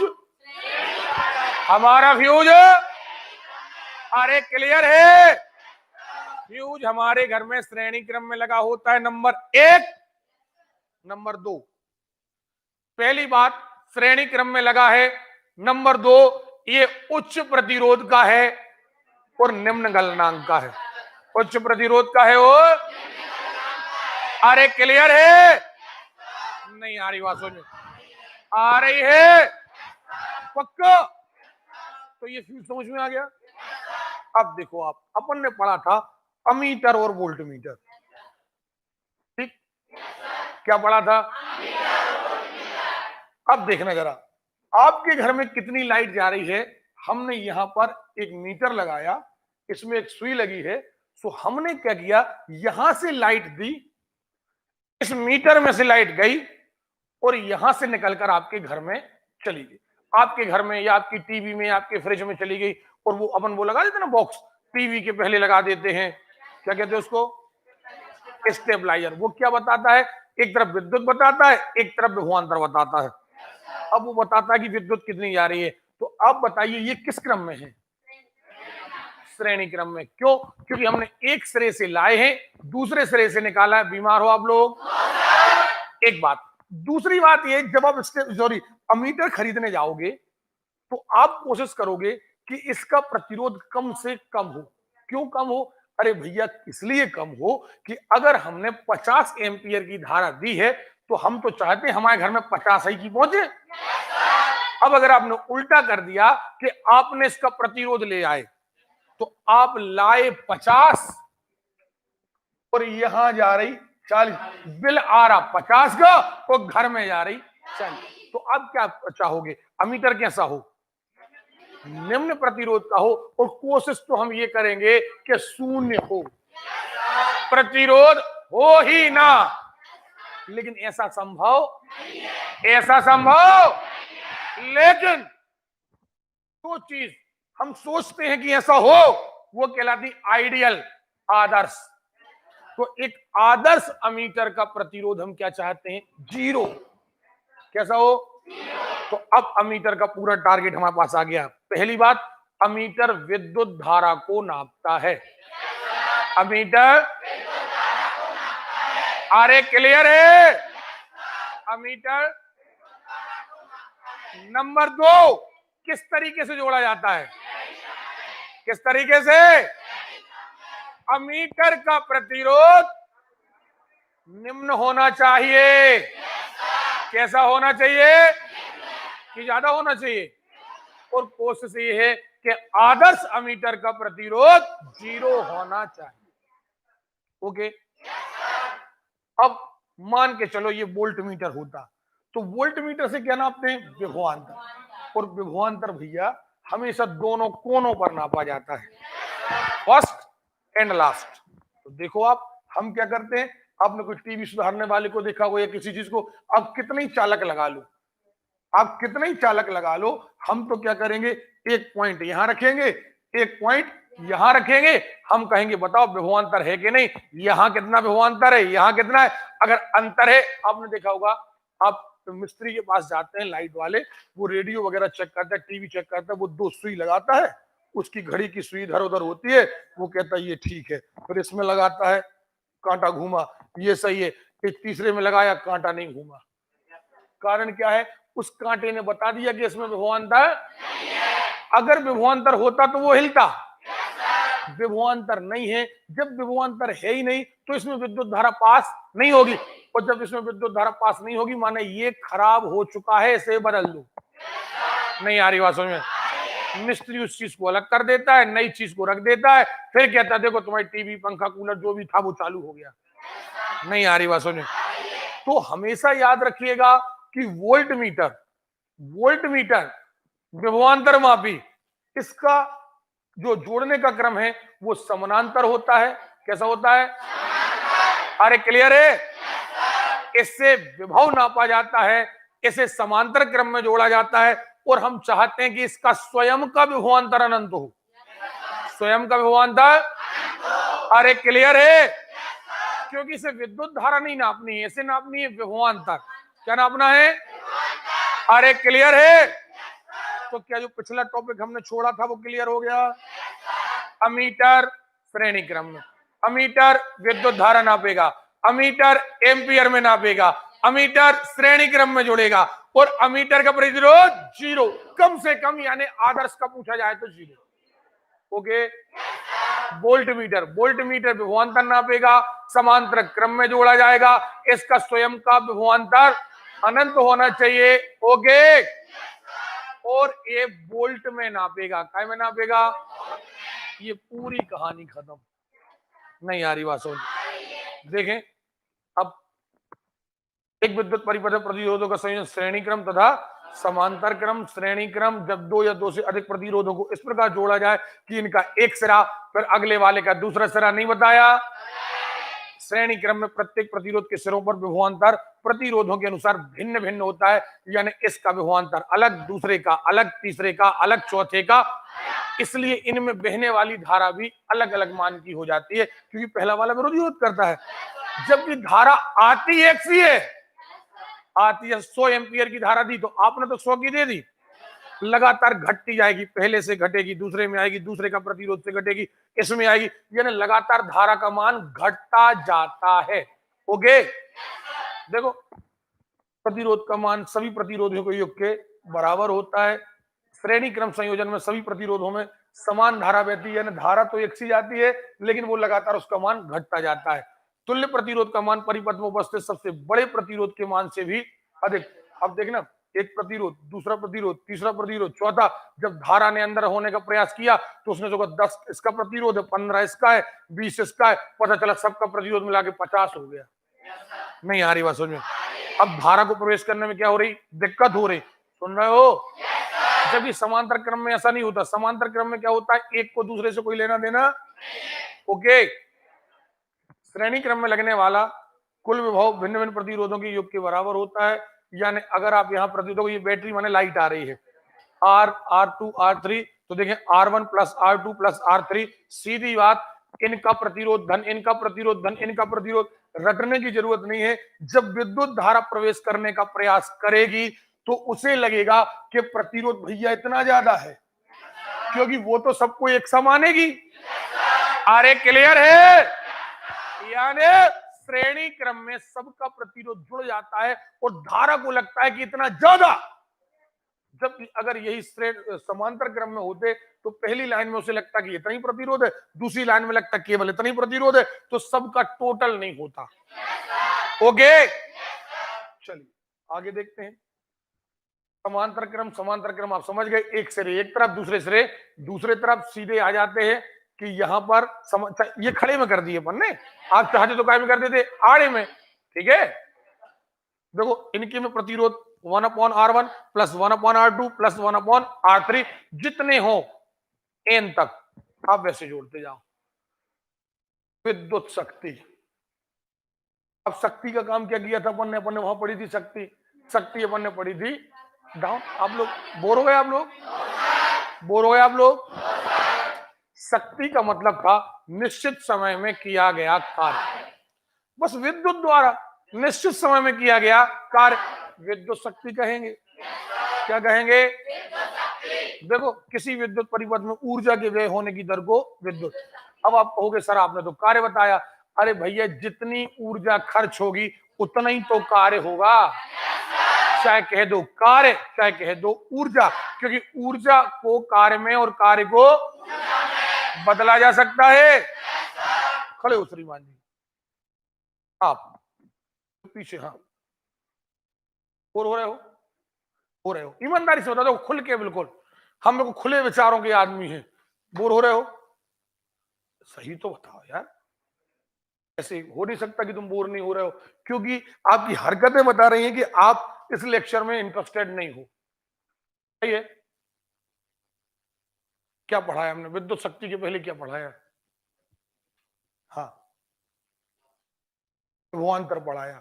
विभवांतर में क्या पढ़ाया? विभवांतर की परिभाषा पढ़ाई कि हमने ओम का प्रतिरोध जस्ट पहले क्या पढ़ाया? ओम का नियम पढ़ाया, कूलाम का नियम पढ़ाया। क्या पढ़ाया? समांतर क्रम और समांतर और श्रेणी क्रम। ठीक है। ये एकदम धसते से कैसे जा रहे थे? नहीं, बुरा मत मानना। देखो, अब अच्छा लगे सो, खराब लगे सो, हमारा काम ही है। हम अपनी क्लास को यदि ये डांटेंगे नहीं, और यदि हम एक लड़के को छूट देते जाएंगे ना, तो सारे लड़कों का ये जो सीना है ना, वो टेबल पे गिरवी रखा जाएगा। मतलब ऐसे खड़े खड़े बिल्कुल धसते जा रहे हैं। हम विभवान तो पहले हमें कूलाम का नियम पढ़ा है, आधे धसे तो फिर धसे। क्या कर रहे हो यार? अच्छे बढ़िया यंग हो यार, खिंचे रहो। है, पुलिस में होना है, एसआई बनना है ना, तो सितारे यहाँ लटके, यहाँ ना आए। बैठो, यंग पर्सनालिटी की तरह बैठा करो। हमने एक बात देखी है, वास्तव में यंग लड़के लड़कियां ना जाने क्यों पढ़ने का नाटक बहुत करेंगे, लेकिन एनर्जी उनमें बहुत कम होती है। आप सोचो 2 मिनट के लिए, आप केवल हमें सुन रहे हो, जितनी देरी से आप हमें सुन रहे हो, कंटिन्यू उतनी देरी से हम बोल रहे हैं। सच बताना, जितने दिन से भी आप पढ़ रहे हो, क्या आपने कभी ये देखा कि 1 घंटे बाद, 1.5 घंटे बाद या 2 घंटे बाद अब सर थक गए, अब गिरने वाले हैं? ऐसा तो नहीं यार। जितनी देर पढ़ा करो, बढ़िया एनर्जेटिक पढ़ा करो। हम कह रहे बाद में कह दो कि सर बस। लेकिन दिक्कत ये है कि बस वो कह सकता है जो केवल कोर्स खत्म करने आया है। जिसे सिलेक्शन लेना है वो बस नहीं कहेगा। क्यों? क्योंकि उसके पास एक टाइम पीरियड निश्चित है। ओके, जवाब तगड़ा दिया करो। क्लियर है? जितना तगड़ा जवाब दोगे, उतने जल्दी जग जाओगे। लोग हमसे, कई लोग पूछते हैं कि सर आप ये आखिर क्यों करते हो आप, कि हमने आज तक नहीं देखा। बड़े बड़े प्रोफेसर बोल लेते हैं, लेक्चर लेते हैं, पढ़ाते जाते हैं, बाकी लोग ध्यान से सुनते हैं, वो होते क्या नहीं। हमने कहा नहीं, हमारा मटेरियल पहुंचा के नहीं, वो रिसीविंग चाहिए हमें। तो यहां से हमने पढ़ाया, वहां से आपने कहा यस सर, तो ये हमारा क्लियर हो गया कि हमारा मटेरियल पहुंच गया। अब हम पोस्ट ऑफिस में भी वो कहते हैं रिसीविंग भेजते हैं, कि हमारे पास आ जाए कि हमारा माल पहुंच गया कि नहीं पहुंचा, बस यही काम है। और आप जब यस सर बोलते हो तो हम समझ जाते हैं। और जो लोग सो जाते हैं, उनका यस इधर उधर हो जाता है, उनको पता नहीं होता। वो कहते सबने यस बोला, तो उसका 1 सेकंड बाद आएगा यस सर, क्योंकि वो सो चुका होता है। हालांकि यस सर कहते कहते सोने का मौका नहीं मिलता। ठीक, तो आधे सो जाए। तो विद्युत शक्ति कहते हैं, विद्युत शक्ति बराबर विद्युत धारा, और विभवांतर में देखो P बराबर VI। चलिए इनको छोड़ते हैं। विद्युत धारा का मात्रक वाट है, वाट अपन ने पहले पढ़ा था, हाँ है ना। चलिए, ऊर्जा बटे समय, ये सारी चीज हो चुकी है। जूल प्रति सेकंड है, वाट सेकंड है, किलोवाट है, इसी को यूनिट कहते हैं। विद्युत ऊर्जा, देखो ये विद्युत शक्ति नहीं, ये विद्युत ऊर्जा। शक्ति गुणित समय, वाट गुणित सेकंड, किलोवाट गुणित घंटा। ये देखें, शक्ति को वाट में, समय को, अब इस वाट को 1000 गुना कर दो किलोवाट, सेकंड को बड़ा कर दो घंटा। ओके, यानी यूनिटों की संख्या बराबर वाट गुणित घंटा बटे 1000। चलो, घरेलू परिपथ बता चुके हम, नहीं बताया? ईमानदारी से बताना, घरेलू परिपथ बताया है या नहीं बताया? बताया है। देखो, वितरण प्रणाली, 2 तार घर में आते हैं, एक फेज का होता है, दूसरा न्यूट्रल होता है। घर में जो फेज तार होता है 220 वोल्ट तक के होते हैं।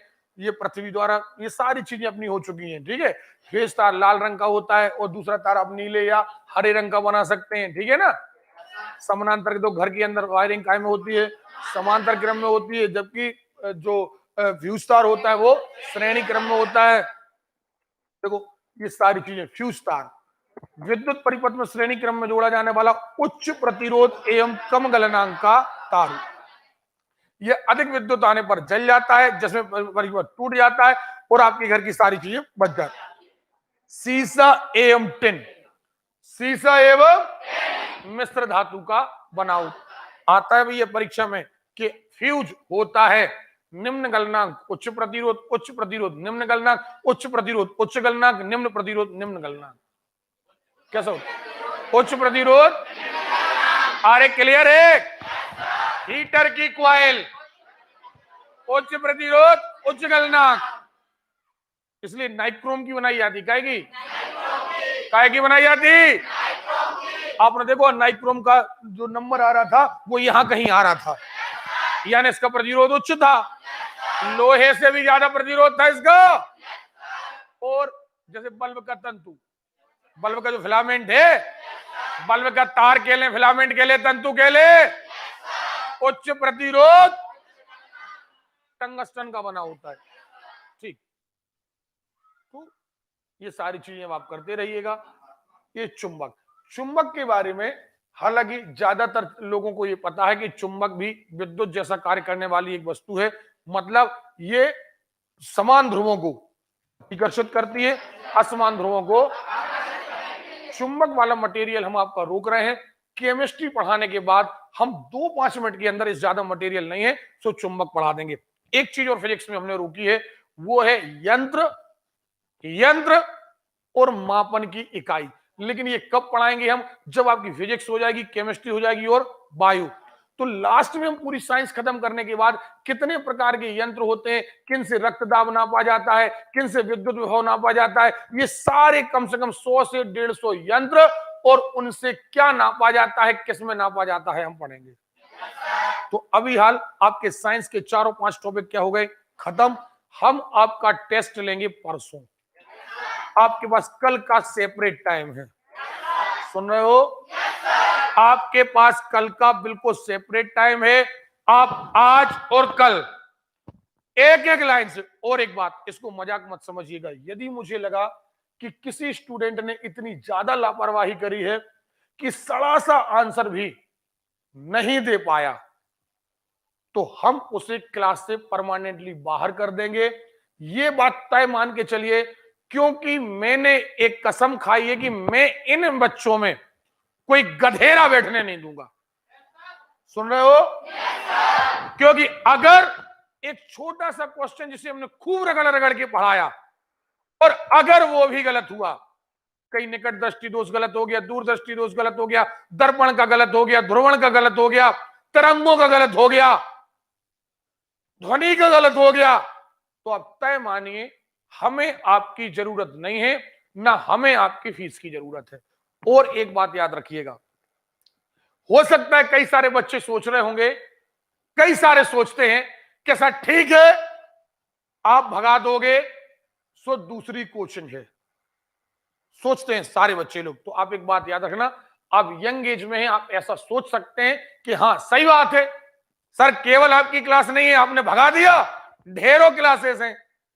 याद रखना, वहां मात्र आप ग्राहक बन के रह जाओगे साल और 2 साल के।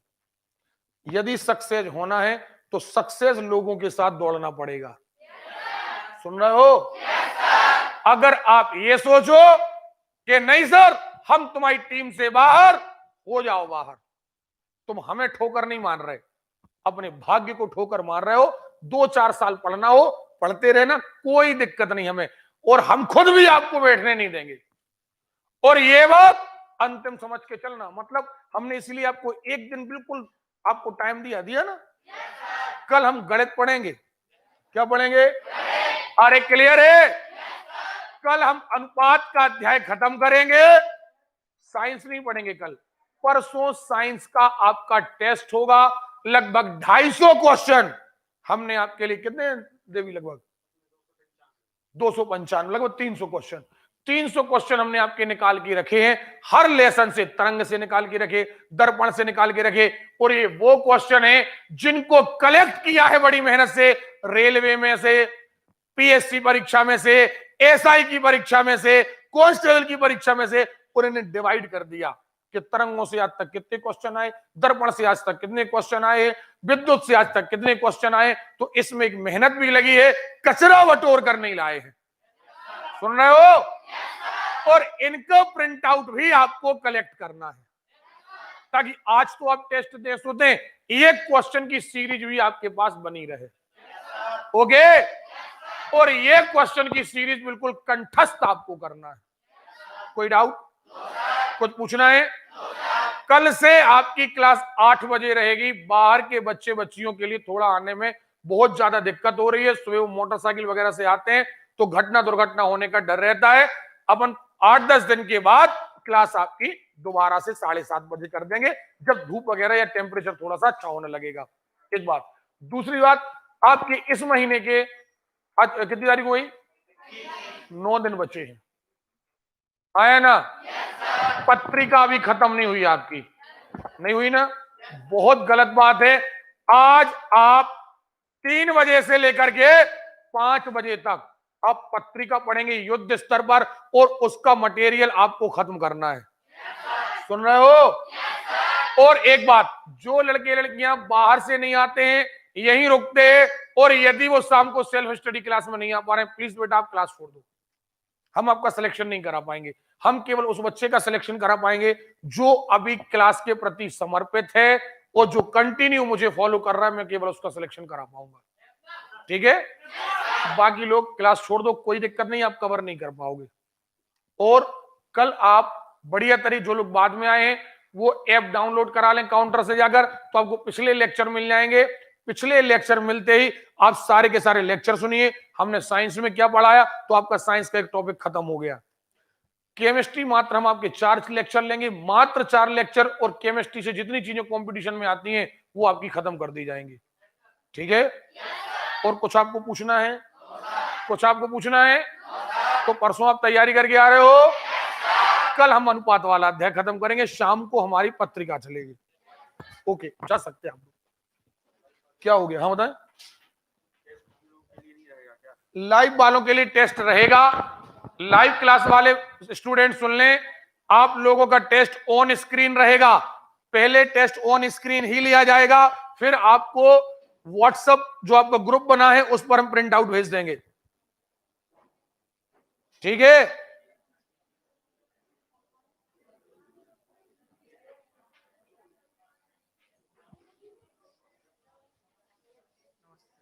खुश रहो।